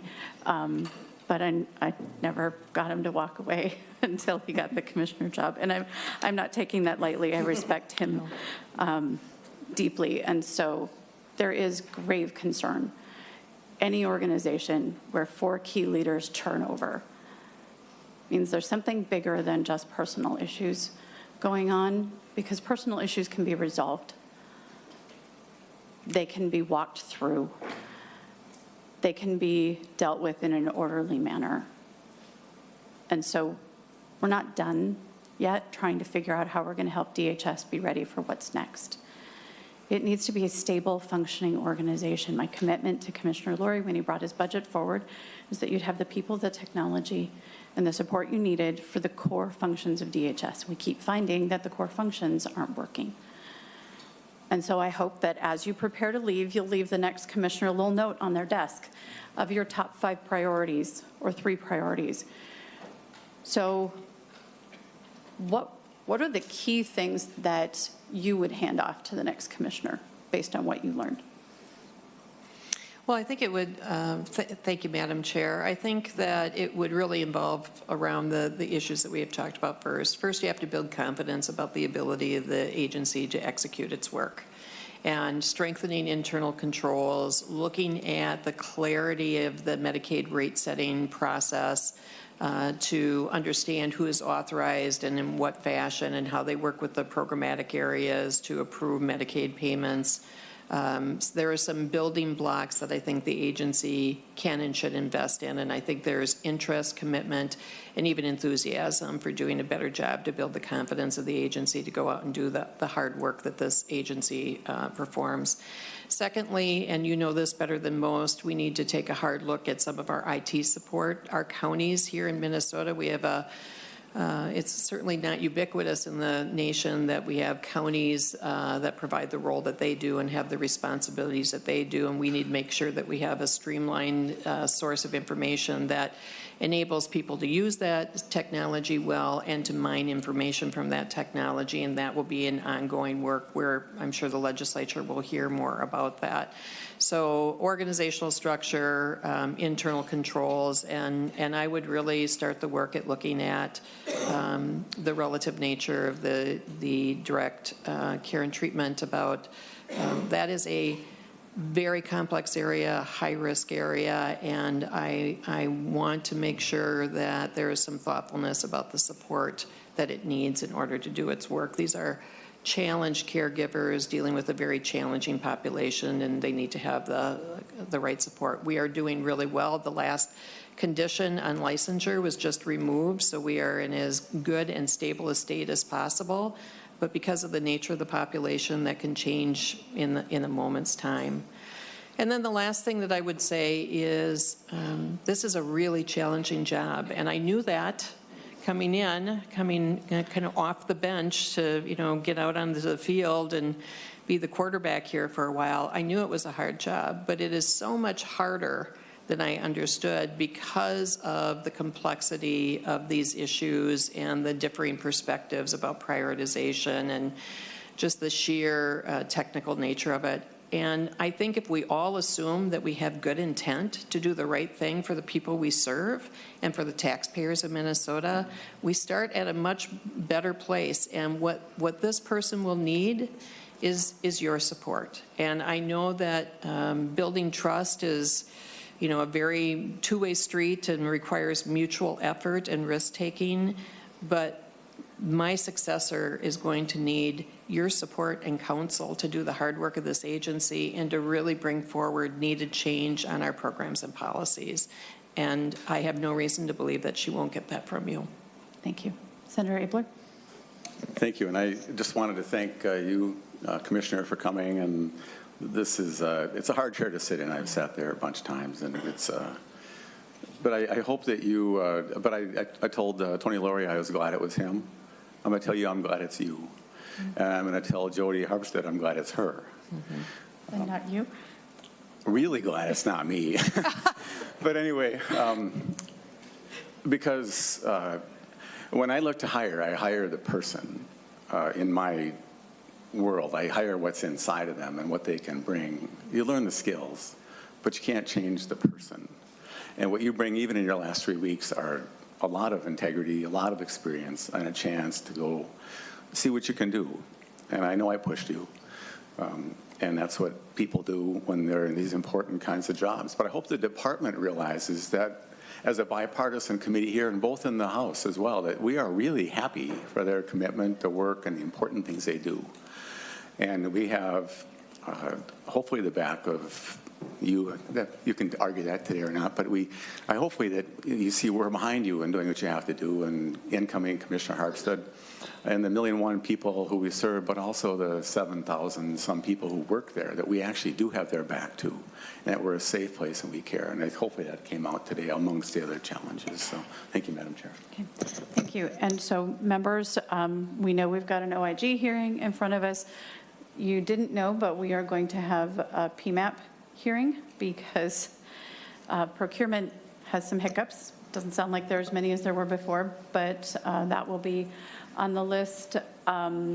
We will look at the tribal overpayment issue when there is more information available. We are going to look, we're going to pull the org chart and look at direct care and treatments come up. And so let's look at, is it worth it for us to, in the next session, figure out the roadmap to break off direct care and treatment? This is a question I need this committee to think about. This isn't partisan. This isn't attacking the governor. We heard it from several testifiers today. And OIG, should that be an independent entity? And so those will be some of the things that we'll have laying before us, and we will give notice in a timely manner on those. Senator Jensen. Madam Chair, thank you. Thank you for that review of the upcoming agenda. That's helpful. I appreciate that. And as soon as potential dates get out, that'd be great as well. Could I make a formal request that we have an insulin hearing in terms of an insulin assistance program? And when we have work to look at, that would be a responsible thing to do. I was thinking of a hearing that would do the work of stakeholder involvement and having maybe DHS questions have come up, whether or not DHS in its present state is perhaps ideally positioned to be able to handle a role in this. I think that might be helpful, and I think that would be helpful work. And when I see a proposal, then we can figure out what that hearing would look like and bring the right people in. Thank you for your consideration. Thank you. Senator Whitland. I'd just like to add also that, I'd recommend that we do have a hearing on insulin and emergency access to insulin. It's still a timely issue. It's, a highly timely issue. And I believe we have done enough work. There's 4 of us here today that have been working this summer. We definitely have, work that we can discuss with you if that's what it takes to get it hearing. But I think it is definitely ready to have a hearing. We need input from the public, and we need an input from those that would be responsible for implementing the program. So I did see notes that there was significant involvement at DHS, and so I'd ask you to think about if you're ready to place a program on the shoulders of DHS as we go forward. Well, Madam Chair, we've considered that, and I think there is an appropriate role for DHS, and I think they could handle it. I wonder if they could handle it at this point in time, but I think there's a different way to get to the answers you're looking for. So thank you. Anything further? And with that, members, we are adjourned.